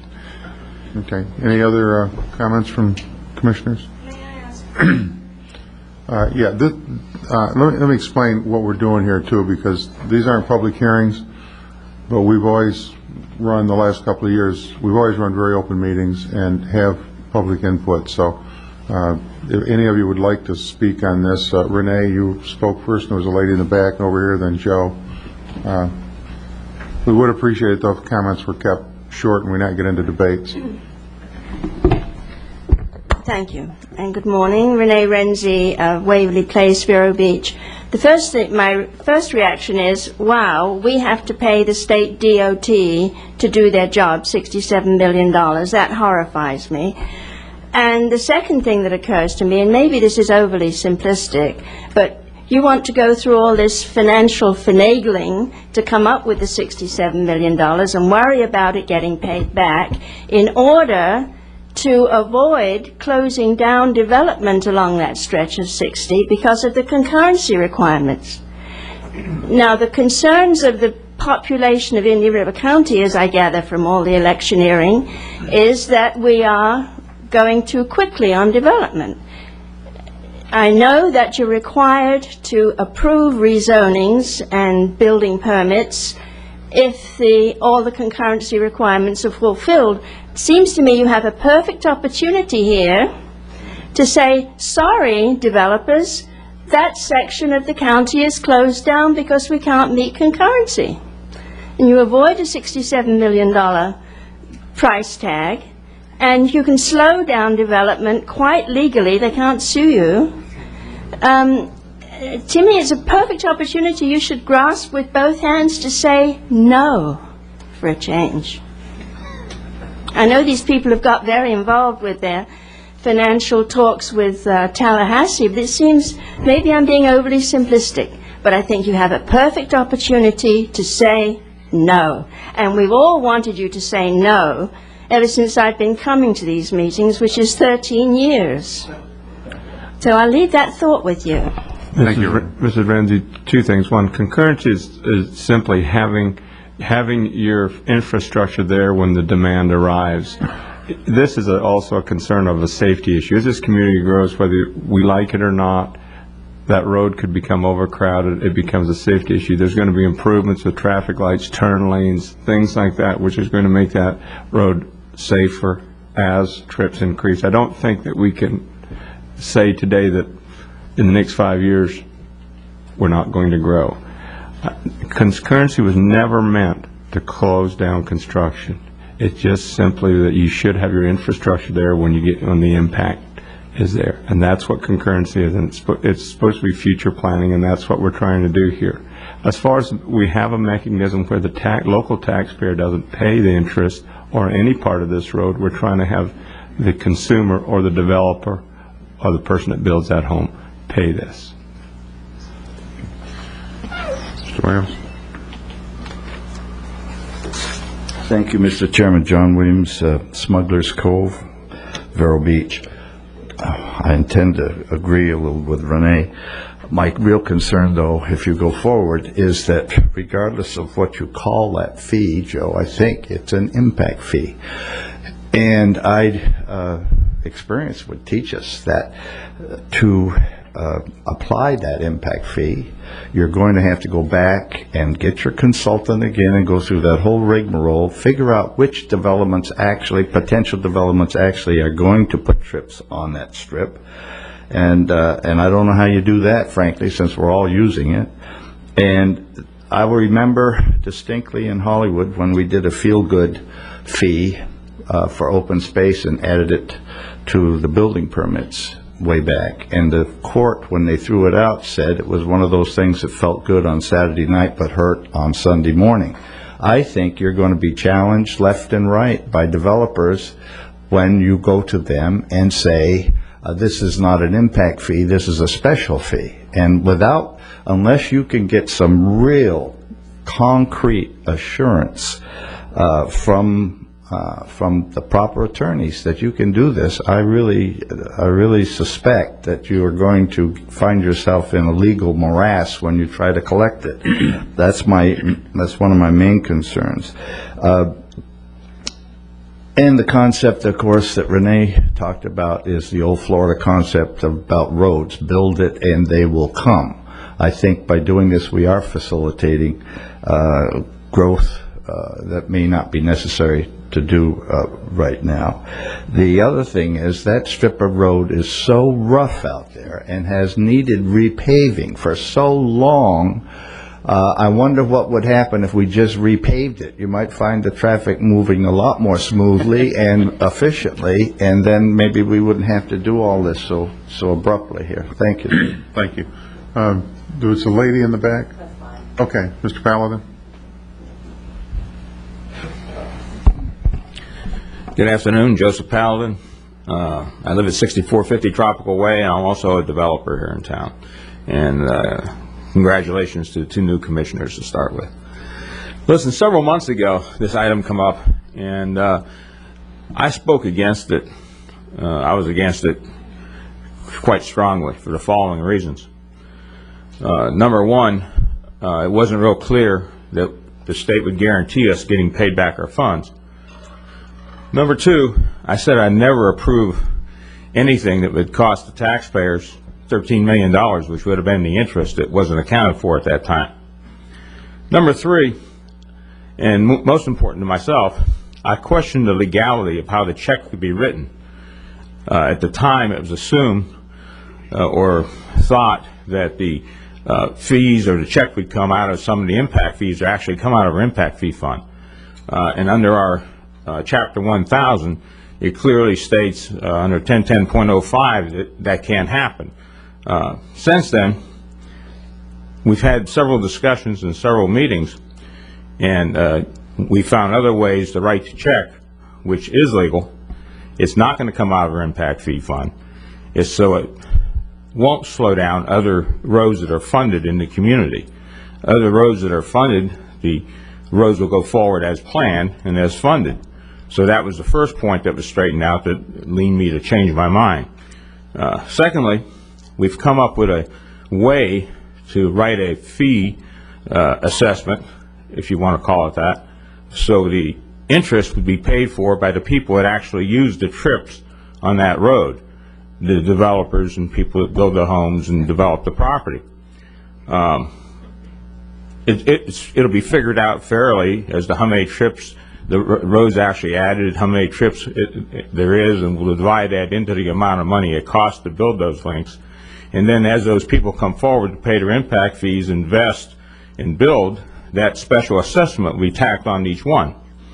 And it would be sort of the guarantee that sort of will get paid back ahead of time with the interest, or on time at least, would be sort of like an ADA loan. It's a banking term. We're going to get paid back in the 80% of the trips instead of the whole 100%. So we are escalating it a 20%, which gives us a more it's a better position to be in to get paid back all of our interest on those trips as they're taken up. Having said all that, I think that I would have changed my mind from what I felt several months ago. I think it's a real asset to the community to widen the road and not lower the level of service if we're forced into lawsuits in the future, and if we're forced into places that we have to go ahead and make changes. I'd rather see the road improved than for us to lower our level of service. I mean, in some cases in the past, we've had to lower our level of service temporarily. I think in some cases in the future, we'll have to do it temporarily. But usually that level of service is temporary. It's too bad this is a state road that we're having to control, and it's thankful that we're one of the counties that are in a position to control our destiny on a state road. Actually, there's several counties in the state that are negotiating to do improvements on state roads now that aren't going to get paid back their funds because they have no other way to go forward. I would hate to turn this opportunity down to where we get our money back and it doesn't cost the taxpayers any money to widen this road, and have it come up and haunt us 3 or 4 years from now where we have to widen this road at our expense. I would hate to be in that position. So here we're in a win-win position. We're loaning out money. It's not going to cost us money. We're guaranteed we're going to get our money back from the state. We're guaranteed we're going to get our interest. I think it's a win-win situation. And I think I'd like to see the road widened for safety reasons, and I'd rather have the road widened than see the level of service drop. I think it's better for the county, it's better for the people. I think it's a good deal, and therefore I'm changing my mind from several months ago. I support this, and I would ask you to bring it forward. Thank you. Thank you. Commissioner? Yes, to follow up on that, I'd like our attorney, Will, please, to be on, ask you your legal opinion of our risk in this procedure of our money, Well, of whatever we call these fees. I think we probably call them a special concurrency assessment fee, because really what we're saying is you can't go forward and develop unless we have this capacity improvement, and since you're benefiting from it, you pay a special assessment, and the benefit will be tied to them being able to go forward where otherwise they couldn't. I tend to agree with Ms. Renzi that if we did not go forward, we'd probably be in pretty good legal shape. People would sue, but I think we would have a very defensible position. The state law is that if you don't have the facilities in place when the impacts occur, then you don't approve the developments that will cause the impacts.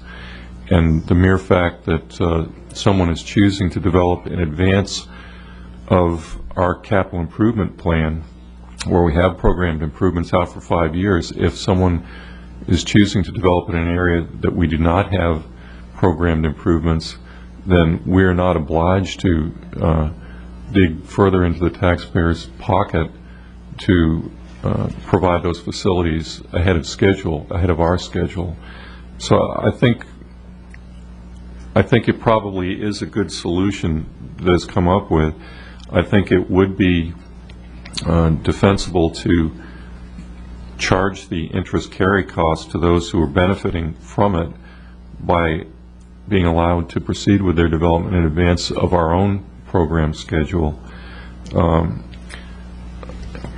one thing I'm concerned about is basing it on the 80% fee. I think we've got to have a direct benefit, but that's why Neighbors is on board to try and work out that to make sure we're on safe ground there.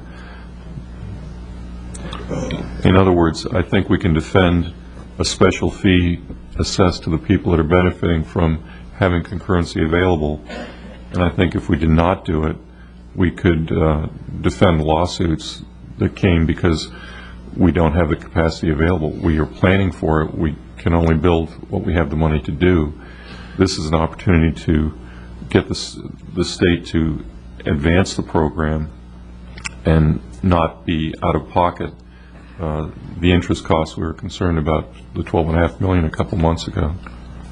I see this as, I think a lot of what's going on, we're trying to design something that's conceptual at this point, and I think a lot of these comments and these arguments will come back at the time when this conceptual plan is no longer a conceptual plan but actually presented. So I think a lot of the conversation, I think it's all important, but I think we should take a position on this and move forward, because I'm assuming that the conceptual plan is going to move forward, and if it does, then when the document comes back, that'll be the time to pick it apart and decide, where it's at from the public, and that'll be I would assume that would be a public hearing. Yes, sir. It would be an ordinance public hearing. So all of that will be done at the appropriate time. So if somebody would want to make a motion one way or the other? I think there's... Yeah.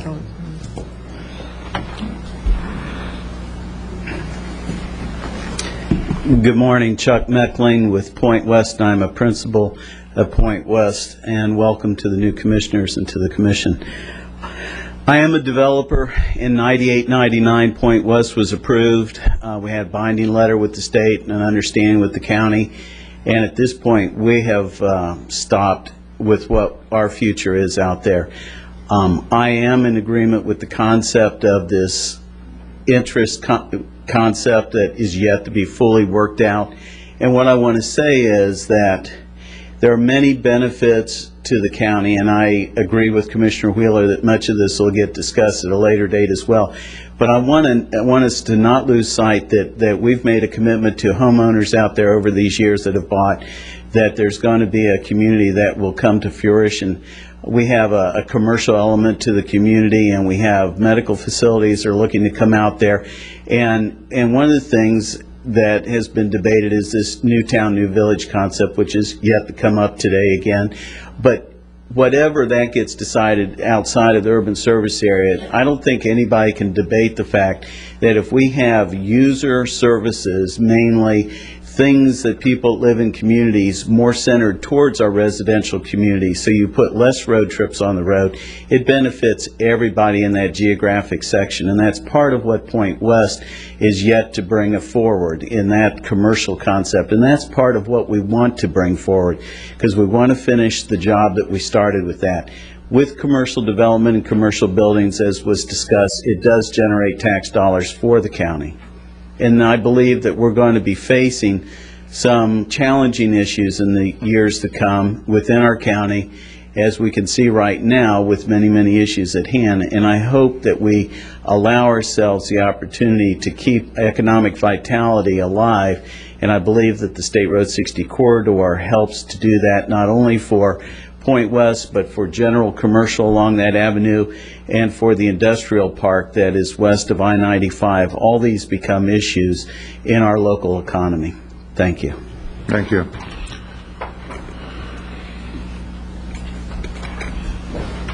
Marty? Thank you.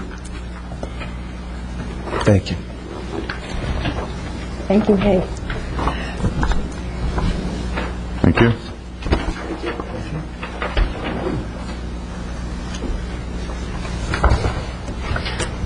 My name is Karen Hall. I am a realtor and president of the Realtors Association of Indian River County. I am speaking today on behalf of the 12,000 plus members of the association and the association's Government Affairs Committee, which monitors private property rights on a local, state, and national level and works to protect the erosion of these rights. Private property rights are defined as an aggregate of rights guaranteed and protected by the government, which generally include the rights to dispose of property in every legal way, to possess it, to use it, and to exclude everyone else from interfering with it. Over the years, government has imposed some unreasonable limitation on private property rights and have little to do with public good and are actually prohibitive and confiscating in nature. Commissioners, I am here today to convey the Realtors Association's position on the advanced construction project for State Road 60. We are in favor of this project and hope the county will find a viable solution to the interest expense incurred by advancing this project. Any realtor can tell you that the transportation plays an important role in housing decisions. Savvy home buyers will even look into the future and wonder how planned transportation changes will affect the property's value over time. Adversely, the opposite is true. One of the biggest complaints from homeowners and home buyers is traffic congestion. Traffic congestion is a condition found where there is sprawl, rapid population growth, and/or an unbalanced transportation system. The result of these forces can be an exodus of investment in real estate and a decrease in real estate values. Real estate of all types flourish best in livable communities that offer effective transportation systems. Additionally, the disparity between median county income and median home price in our community is widening. As lower income households are increasingly driven from the market because of affordability, the result is a higher proportionate of higher income households. Higher income households tend to have a greater number of vehicles per household and tend to make more frequent trips, thus escalating the demands on the already overused transportation systems. Perhaps some of you are familiar with the term smart growth. The National Association of Realtors, the largest trademark association in the world, maintains 5 basic principles of smart growth. 1, provide housing opportunity and choice. 2, build better communities. 3, protect the environment. 4, protect private property.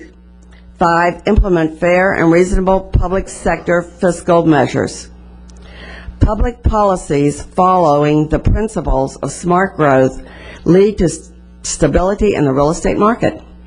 They also lead to an environment promoting affordable housing because they seek to balance jobs and housing. Combined, these efforts reduce sprawl and the pressure for rural development. The public needs to understand that smart growth does not mean no growth. It's balancing the need for jobs and housing with the needs for transportation and protection of the environment, and providing opportunities for people to live the way they want to. Though in favor of the project, impact fees may not be the best solution. These fees obviously become problematic for the builder, who must either pass them along to make up the differences in profits or reduce the quality and/or quality of new units because they're not going to make a living building the homes. Moreover, an increase in the resulting home prices leads to more stress in the community already dealing with affordable housing. By adding to the purchase price of the homes in our community, impact fees increase the appraised value of all homes and subsequently raise all our property taxes. Lower income buyers feel the pinch of impact fees more acutely than their wealthier counterparts because they are applied uniformly regardless of the home's price. Additionally, impact fees disproportionately affect those with lesser incomes, both in the purchase price of the homes and over the period of the home loan. Advancing this project meets the needs for transportation and housing known to exist and protects the rights of those property owners who have counted on you to follow through with your initial decision to advance this project. Although I cannot endorse this project using a mechanism such as impact fees, especially under the current circumstances, I feel confident you will find a viable solution because it is in the better interest of all Indian River County residents, and you will advance the construction of the State Road 60 project. Thank you. Ms. Hall. We need to take a break. We're 20 minutes late. Do you want to come back, or do you want to move forward with the motion now? Mr. Chairman, I'd just assume let everybody be heard, so I'd just Okay, then we'll take a 10-minute break.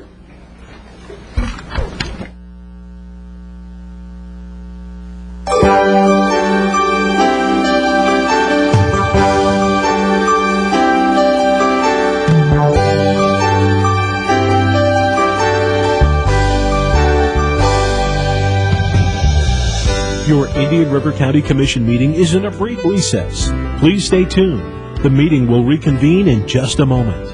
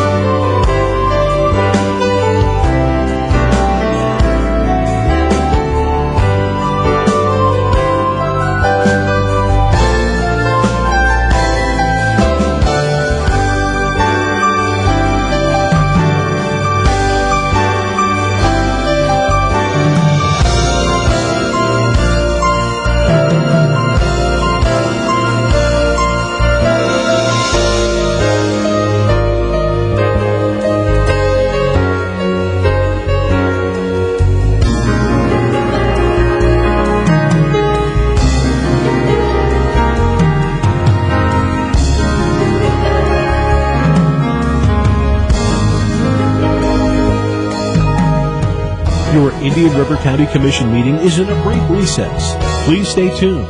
The meeting will reconvene in just a moment.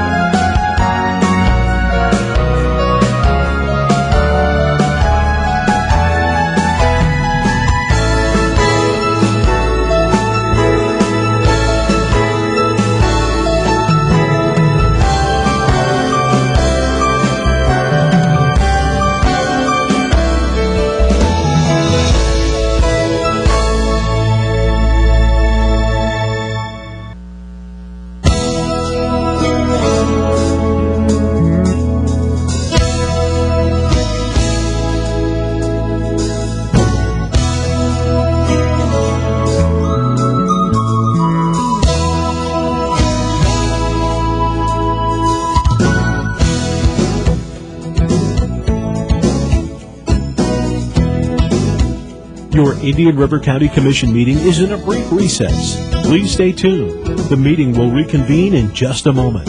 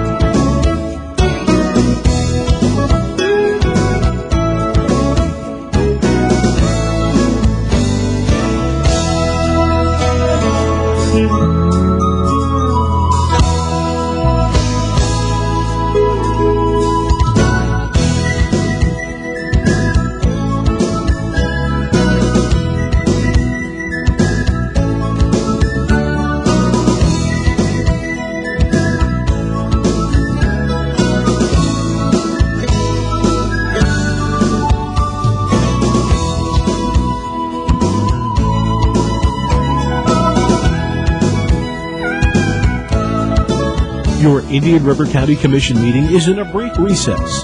Please stay tuned. The meeting will reconvene in just a moment.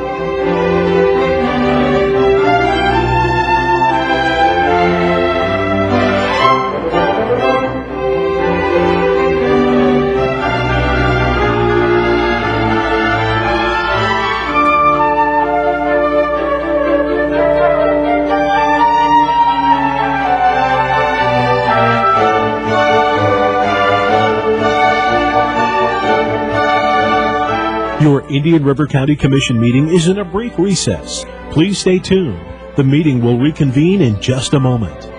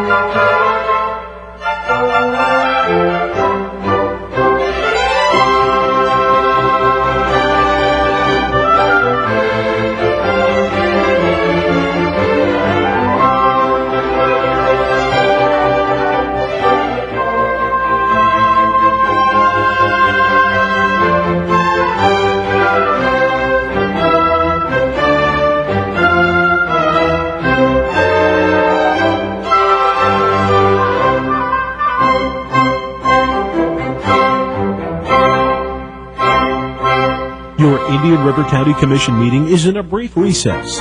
Please stay tuned. The meeting will reconvene in just a moment.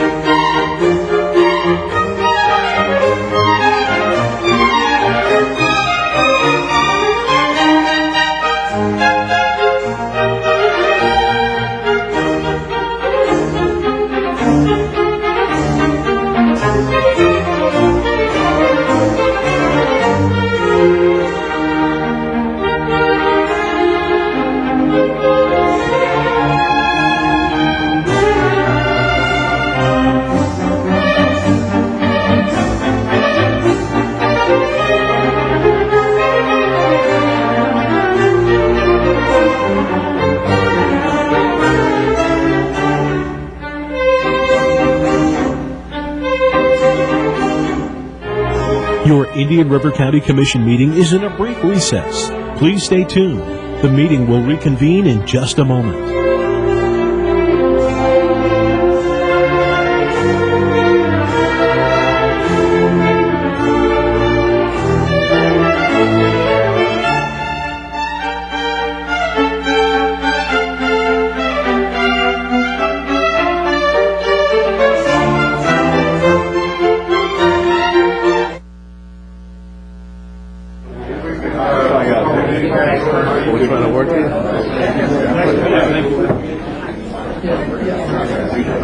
I forgot to turn it on. That's what I was.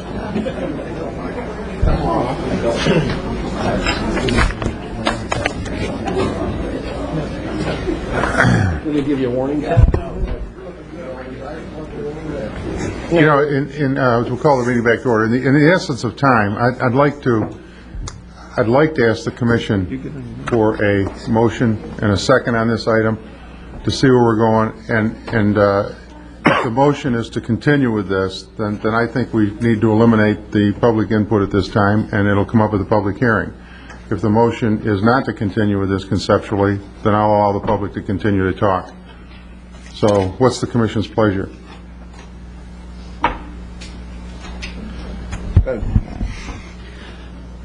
I just wanted to see if y'all would. Mr. Chairman, I move that we recommend to move forward with this.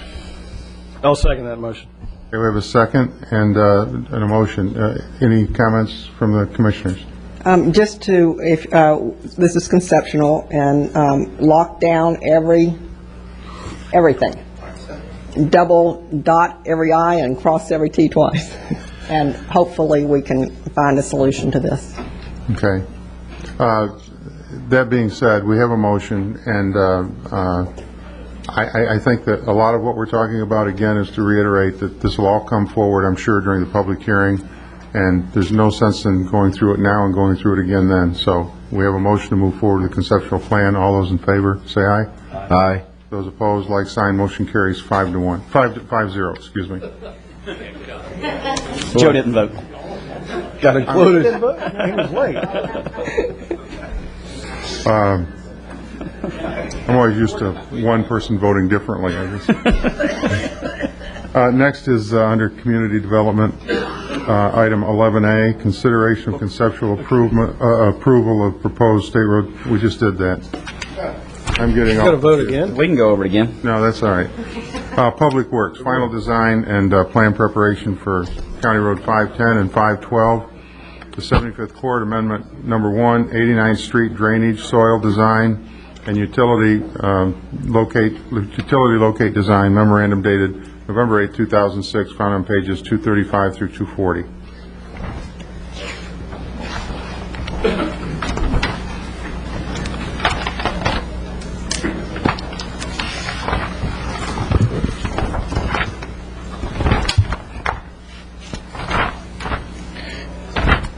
Good morning, Jim Davis, Public Works Director. This amendment to the contract with Stanley Consultants is to add some work to relocate a canal that's along the east side of 510 and to stabilize the slope of that canal, the 89th Street Canal, also coming out of Vero Lake Estates, as well as to add some utility work to relocate utilities along the County Road 510 corridor. Staff recommends that you approve the amendment number 1 and authorize the additional work. Mr. Chairman, I move to approve amendment number 1. I'll second that. Any questions, anyone? If not, Could I make a comment? yes.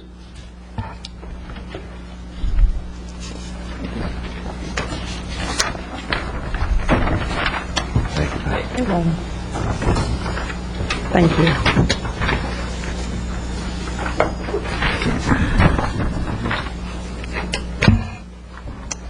Thank you, Dick.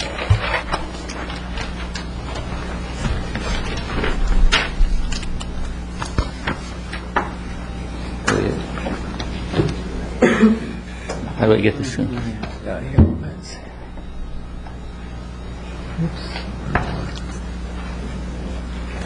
more. There we go. Good enough, mate? Okay, I just want to make a few brief comments, and that is, if we're going to, this is an extension of the Project 510, 512, that's intersection that's already going on, and I just like to think if we're going to be doing this, we ought to do a little bit better job. I know I've talked to Joe about this, and he understands mistakes have been made, but they're going to try to do better in the future, but I think it's good to document some of the things that have gone wrong. I think we need to have on the project accurate plans, and so you don't go mowing down trees and private property. I think you have to have proper land surveys done. I think you need to follow the tree ordinance that we have in our county and do a tree survey. I think you need to survey for endangered, threatened, or concerned species and plan to save our gopher tortoises, scrub jays, eagles, and seagrasses. I think you need to seek take permits like everybody else has to do. I think you need to search for hidden wells that might be occurring in the area. I think you need to install silt fences as required by almost other developers. And I don't think you can should hire contractors who do not follow the plans and who say that they just eyeball it. And I think you'll need to have a certified inspector on site to deal with any emergencies. Thank you. Thank you, Dr. Baker. Mr. Chairman, if I could, just along this, I've had some ongoing conversations and meetings with some residents about, it's about the 512 project, as I'm sure you've read about in the paper, and what has been mentioned here, you would think would be appropriate, and it certainly is, and there have been clearly some mistakes made by the county, and there's been some ongoing discussions. I've sat in with some of them, with some of the residents, with Mr. Baird, with the county attorney, to address some of these, and I think that we have an opportunity to improve the system as we move forward. We're going to be doing some road projects that are going to be either adjacent to or quite frankly straight through some lands that have been purchased by the county for conservation purposes. And I mean, if we're going to have a tree ordinance, and we need to follow it. If we don't follow our own ordinance, we shouldn't have the ordinance, is the way I see some of that. And with that being the case, Joe, I'll let you kind of take it from here, because there's been some discussion with some the Friends of Sebastian River, with the Audubon Society, about many of these issues. You know, the buck stops here. We're not hiding from it. There were some problems on 512 on the recent phase that we're working, and we've met to make sure they don't happen again. A few errors were made, unfortunately, quite a few, and I've met with staff, and we're looking to try and resolve it, make sure it doesn't happen in the future. It was an unfortunate thing, and we're not, we realize we made a few mistakes, and we'll make sure they don't happen in the future. And I want to thank Dr. Baker for bringing it to our attention, and it's just unfortunate, and we're making sure it doesn't happen. That's all I can, say. Matt, we've met amongst management, and we're going to improve on that. Thank you. Okay, we have a motion and a second. Sir. I moved. You seconded. Yep. All in favor of the motion? Aye. Aye. Aye, opposed? Motion carries 5-0. County Attorney's Matters, election of chairman and vice chairman, memorandum dated November 13, 2006, and I'll turn the meeting over to the county attorney at this time. Thank you, Mr. Wheeler. Earlier this morning, you passed an amendment to our ordinance to move up the election of the chairman and the vice chairman from the first meeting in January to this meeting. And so at this time, I would open the floor for nominations for chairman, and then I'll pass it back to whoever is elected chairman for nominations for vice chairman. I move Commissioner Wheeler. Second that motion. Are there any other nominations? Having heard none, the nominations are closed. All in favor? Aye. Aye. All opposed? Mr. Wheeler, you're now the chairman. Congratulations. Congratulations, Bill.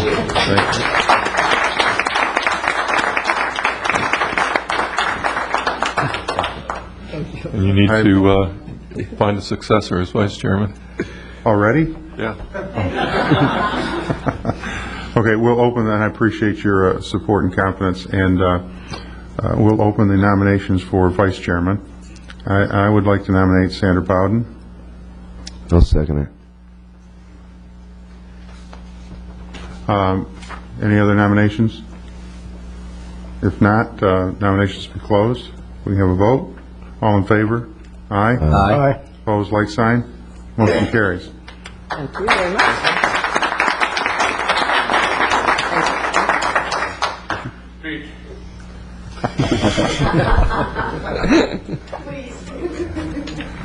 Next, under County Attorney's Matters, the annual signatories resolution memorandum dated November 9, 2006, found on pages 242 through 247.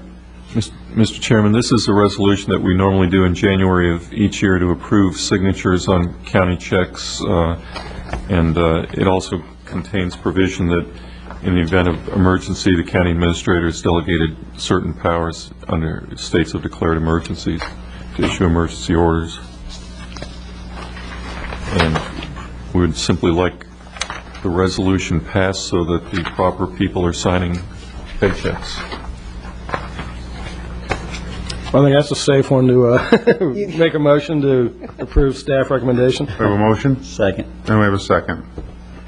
Any further? If not, all in favor say aye. Aye. Opposed, like sign. Motion carries 5-0.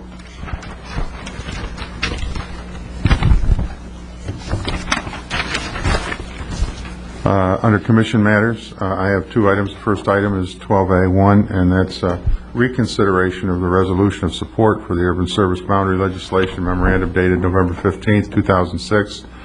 And in your backup, there's material, but also I'd like to state that this passed overwhelmingly with a 71% vote, and I think that the public has made their wishes known.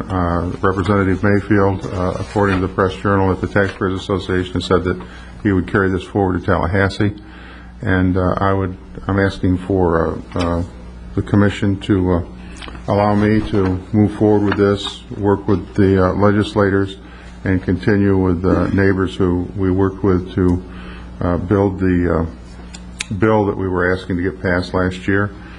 And basically that's it. I think that we have a very strong possibility of this becoming a special act because of the overwhelming support that the general public has brought forth with their vote in November. So that's my request, is a resolution of support, and as in the backup material.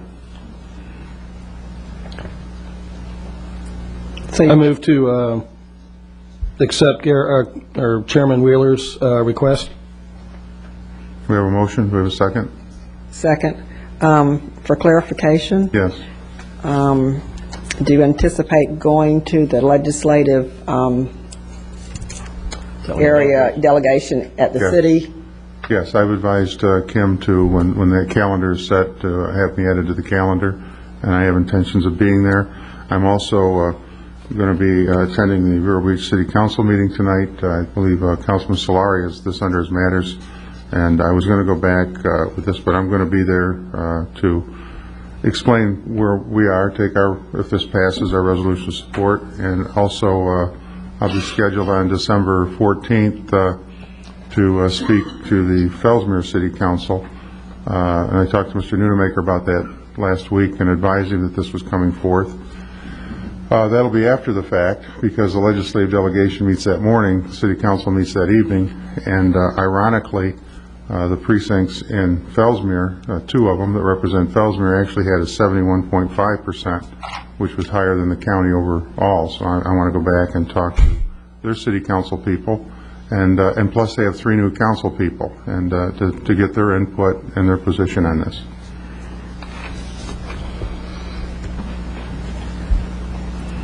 Anything else? Yeah, just real quick, Mr. Chairman, with the figures that you came back with, I thought that was rather interesting, representing one of the municipalities that wanted this special act and one of the municipalities that didn't.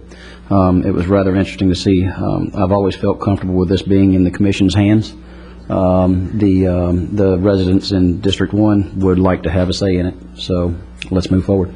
And if this, and they have had a say in the November election, and if this is passed, then all the residents of the county will have a say in what we do with the urban service line. So, any other comments? If not, I'll call the question, and all in favor of this? Aye. Aye. Opposed? Motion carries 5-0. The second thing that I brought back, which was brought up last year, and the Village of Newtown concept. Just to give you a little bit of history on this, last year, in over a year, probably, I would guess in the neighborhood of 14 months, there were a series of about 15 workshops held around the county. And in those workshops, and they also set up a what they call an oversight committee made up of all of the elected officials in the county, all of the city councils, the county commission, and the school board. And at the final meeting, what came out of this after $168,000 visioning process, looking at 3 concepts, is that the village concept, it was recommended that it not be allowed outside the urban service area. And that being the case, we voted on that almost unanimously at the oversight committee. And then a couple of months later, when it came in front of the county commission, the vote changed to 4-1 to not allow, or to allow the village concepts to stay in our comprehensive land use plan as it was. And we have a new commission, and also the vote, which substantiates, I think, the public's perception about what we want for our county. And I brought this back to ask for support from the commission to give direction to staff to start the actions of the work toward changing our comprehensive land use plan, which would not allow villages in the outside the urban service line. Also, I had a talk the other day with Mr. Jeff Bass last Friday, I believe, and that gives us about a year to work on some solutions. They have the Western Lands Committee, which is made up of people on both sides of the issue, to work forward. And I've also talked to staff, and I've talked to Mr. Baird to tell us coming forward with this, and asked that that they, or whatever they want to do with the committee, we haven't been involved in that, and it was set up that way deliberately so they could have conversations not subject to the Sunshine Law. And feeling that, and the commission at the time felt that they could accomplish more by being very open and not having to worry about their debates being read in the newspaper. And I'd like to see that situation maintained, and the way to do that is for the commission not to sanction the committees, but to allow that committee to use staff to help come up with some type of a solution that's workable within the county. And I think by having this Newtown Village concept change going through the comp plan, it takes about a year to do it, and I think that kind of puts their feet to the fire to try and make something happen that's livable and approvable by Indian River County and the citizens. So, and that's the reason, so I'd like to see that move forward. So it's kind of a two-part request that I have of the commission. One is to do as the visioning process recommended and eliminate the village concepts outside the urban service line. And the second part of that request is that we direct staff in our planning division to work with Mr. Bass and the other individuals involved in that committee to see what we can come up with over the next year that would work. Any questions of me, I'd be more than happy to answer them. Mr. Chairman, I like the idea of the new town concept overall as far as clustering development and focusing infrastructure and things like that. As I understand, and maybe Stan or somebody is still here, the current ordinance does give a density increase for the new town. Is that correct, Stan? It goes to 1 unit per acre? That's correct. The current policies that are on the books allow for new towns and have a density bonus provision in them. Any of these projects as structured now are planned development, so they are negotiated, but that's correct. The policy allows for that much of a density bonus. Okay.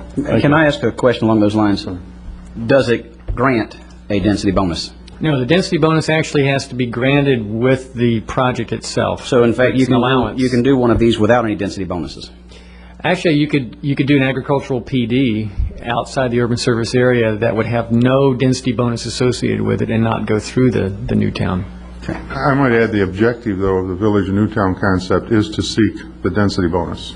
That's the objective of the developer. I don't doubt that. I guess, Commissioner, I understand what you're saying, and the fear of the unknown is concerning. But looking at and I'll take it out of a comp plan text and looking at it in a situation that I guess I can relate to. If you just take Presley Ranch, 11,000 acres out west of town near Blue Cypress Lake, in my opinion, it's one of the most beautiful places in Indian River County.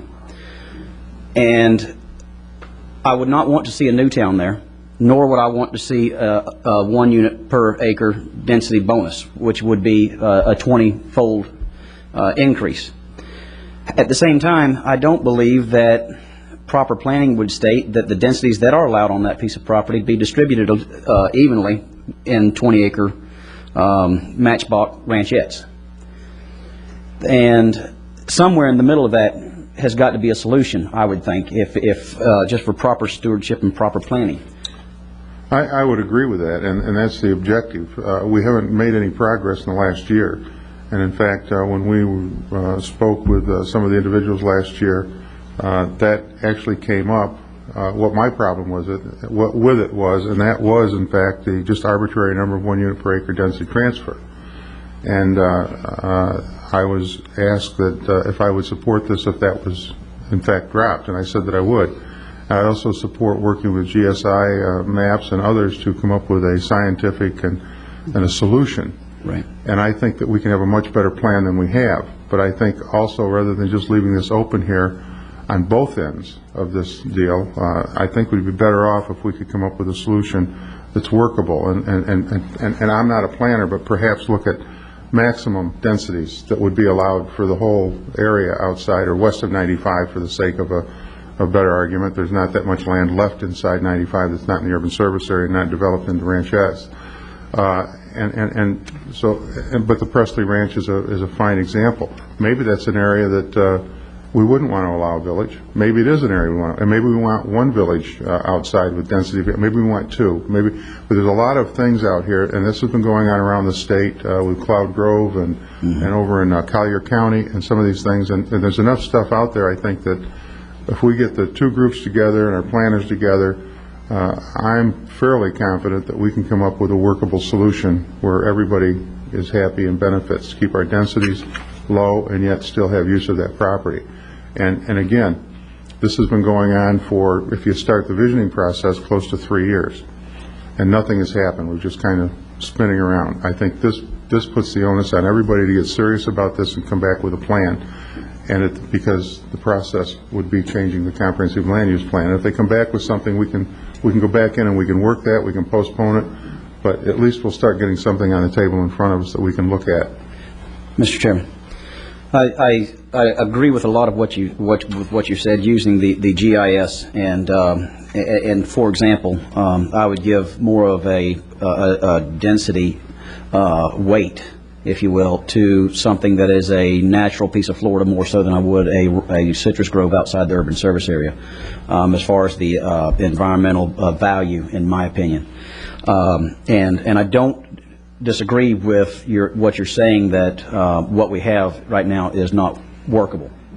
And in fact, I would venture to say that what we have right now, in fact, can't be done anywhere in any River County. And I think that the conversation, and I think the flavor of this commission, as well as the flavor of the community right now, says we need to really be serious about what's going to happen outside our urban service area. And clearly, you and I both know that technically this is not considered an expansion of the urban service boundary, but I'm not going to get, tangled up on technicalities.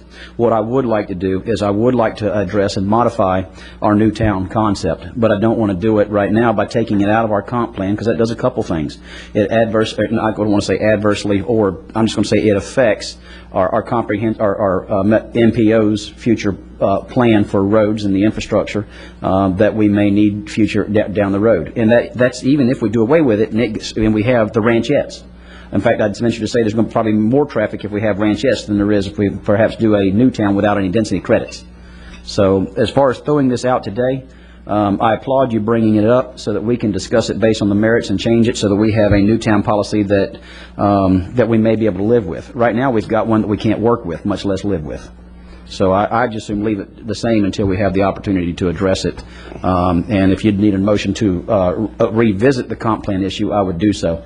I don't even know if we've got a motion on this at the floor right now. No, there's no motion, Mr. Chairman, Stan, didn't the board a couple weeks ago approve some land use wording changes to the Ag PD that would allow for more flexibility to alleviate Commissioner Davis's concern about just 5-acre box ranchettes? That proposed wording would allow more flexibility, an example at the Presley Ranch?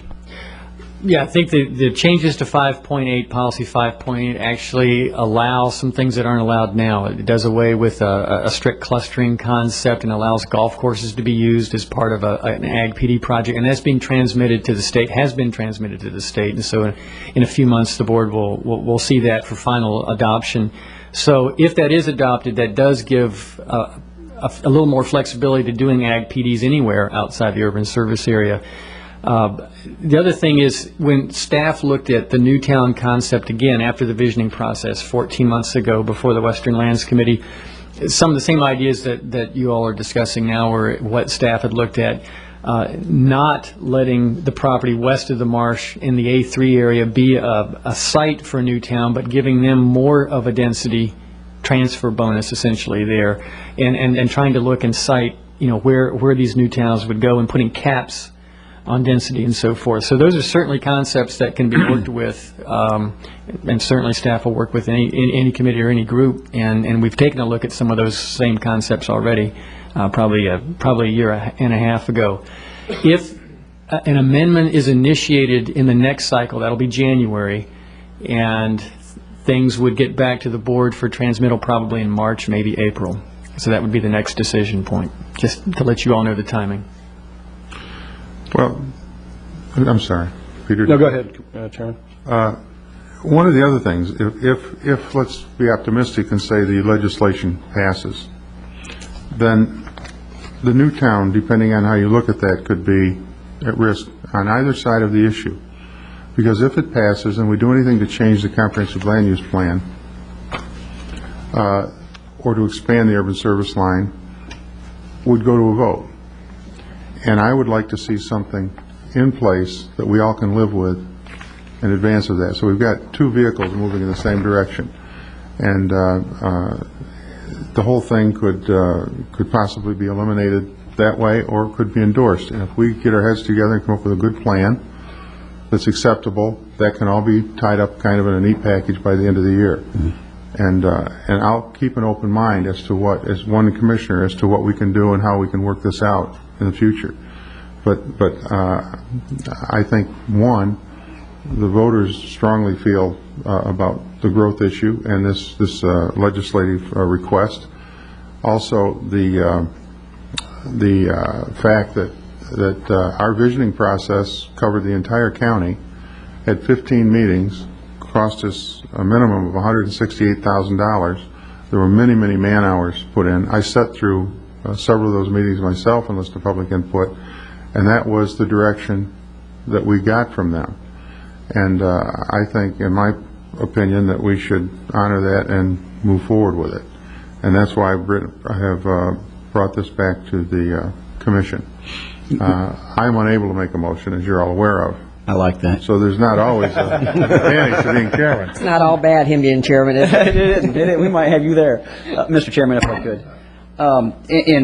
And I don't doubt everything that you've just said. In fact, I think that you're right on target there, but I just don't think the answer is to remove this from the comp plan. I think it's to modify the comp plan so that it is something, and the vehicle and the mechanism, the two-pronged approach that you're talking about can still be done with this in place, because again, I stand by what I believe firmly, that it can't be done in Indian River County right now. You're right. It can't right now, but I don't believe in absolutes like can't, never, always. Because, for instance, and I'm not opposed to the village concept or the in certain conditions. In fact, on the Treasure Coast Regional Planning Council, I in fact voted for the village concept in Palm Beach County for Calorie Judge Groves because they were completely surrounded by residential. They've got a customer base already for their commercial development, which is part of this concept. We don't have anything like that here, and that's why it can't happen. Or I shouldn't say can't happen, it's not likely to happen. Right. But when you have somebody in Yeehaw Junction that just spent hundreds of millions of dollars to buy acreage, to build a community out there. And we've got communities all over the state of Florida where hundreds of millions, if not billions, are being pumped into the ground. And when people are willing to spend that much money, they can make anything they want happen. And I think we need to be on top of this. And anyway, that's my position and that's my request, so it's up to you folks. And I understand exactly what you're saying, and the Cloud Grove immediately to the south of us. I talked to Commissioner Chris Kraft yesterday of St. Lucie County and just kind of asked him, what do you think about taking the 120 units that's available on that 1,200 acres? After he got finished laughing, he told me he didn't think it was a good idea. However, they don't have to take the units, but we can still get the open space there, and I still plan on pursuing that in some fashion because of exactly what you're talking about. I can't think of a spot where I want a new town in Indian River County. I can't think of a time, I can't think of a situation where I'd like a new town in Indian River County. And therefore, the question beckons, well, why wouldn't you go ahead and throw it out? Well, that's probably because I haven't looked at every scenario, every side, every angle of it to be able to make an informed decision on it. And I feel comfortable with this not being very unworkable right now, that we can craft something that is workable, that if we do something with the GIS system to give some weights of some kind for some density transfers, nothing would please me more than to have no development of as far as of any densities out west of the marsh. And move those somewhere in closer to town and keep that in conservation in perpetuity, or keep it in agriculture in perpetuity. And maybe that's the new towns or villages concepts that we need to have in place. I don't believe at this time that throwing it out is the right thing to do. And with that, Mr. Chairman, I'll move a motion that we leave it in the comp plan. Well, I would like to say, too, that this simply puts a time limit on this where we should come back with something and have a plan. Absolutely. And not just keep moving from year to year with nothing really changing. I'll accept that as a friendly motion, or a friendly amendment. No, it's not, but we have a motion on the floor. Do we have a second? I might be on the first of my 4-1 vote. Tom warned you about that. No, you can come over and do 5-0 with us. I want to add on to what you're talking about, too. It's important that we have the comp plan work. And this part of the comp plan is just impossible. It does not work. We all know it. So I think it's fruitless at this point to keep something in that is not possible, workable in our community. And I don't get discouraged when things like this come about. I get determined. And I think that the people who are the landowners and the people who are really concerned, our staff and this community, can come up with a solution. And you being one of the younger group of the people in this community that are enthusiastic for our future, I think that your age group ought to become involved and look into this wholeheartedly. And I encourage you to get involved. And that's why I didn't second your motion, is just because I think we need to take a clean new look at this and start from scratch and get it done. Mr. Chairman, if I could ask a question of Stan. Stan, if I'm not mistaken, there was some significance to us the last time we discussed this about keeping it in the comp plan for the MPO's long-range transportation issues. If I'm not mistaken, something as a, I forget what it was, but it had something to do with the grid and some of the other. Right. We have, in terms of the comprehensive plan right now, we have an extended grid in our thoroughfare plan right now. We put that in a couple of years ago, not knowing what the development pattern really will be outside the urban service area, and that extended grid is the same half-mile east-west roads, 1 mile north-south roads that we have now in the urban service area. And so the comprehensive plan, as it is right now, protects that grid system. And if that were needed to be modified, at some point in time, that should work with anything that happens out there. There were some broad assumptions made with the long-range transportation plan, including that there could be a new town out there. But again, these are broad assumptions right now, and we can just take a look at the impacts of taking this out of the comp plan if that's the direction the board goes. And I think, and that's the point too, is we're doing MPO planning, long-range planning. We really don't know what we can expect out there. I agree. I think this helps put it more in focus.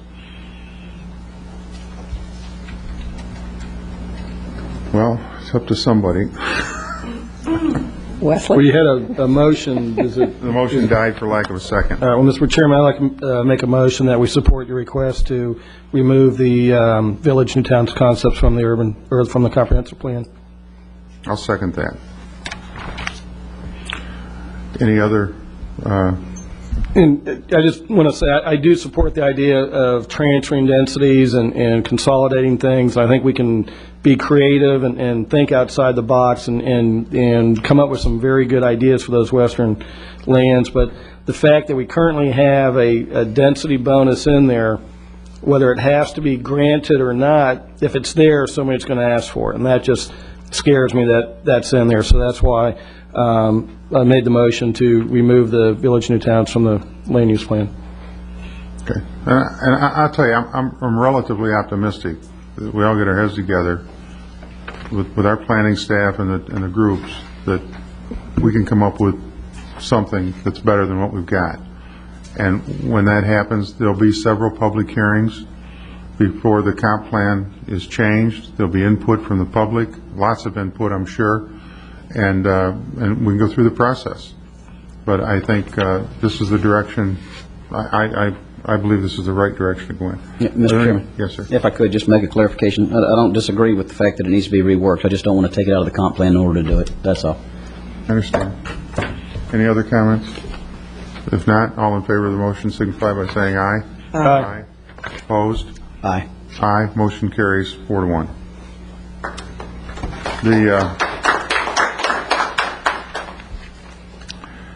The next item is 13E, and that's Commissioner O'Brien, workshop consideration for home rule charter for Indian River County, memorandum dated November 14th, 2006, found on pages 252.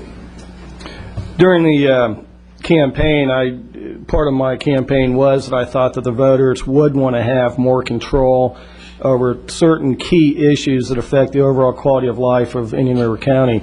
And those three issues were, one, the movement of the urban service line, and then maintaining our height restriction, and also maintaining our overall densities within the inside and outside the urban service area. And I believe having a workshop so the commissioners can get a little bit more information on the procedure, what it involves, things like that would be appropriate at this time, particularly in light of the 71% voter approval of that the voters want the authority to change the urban service line.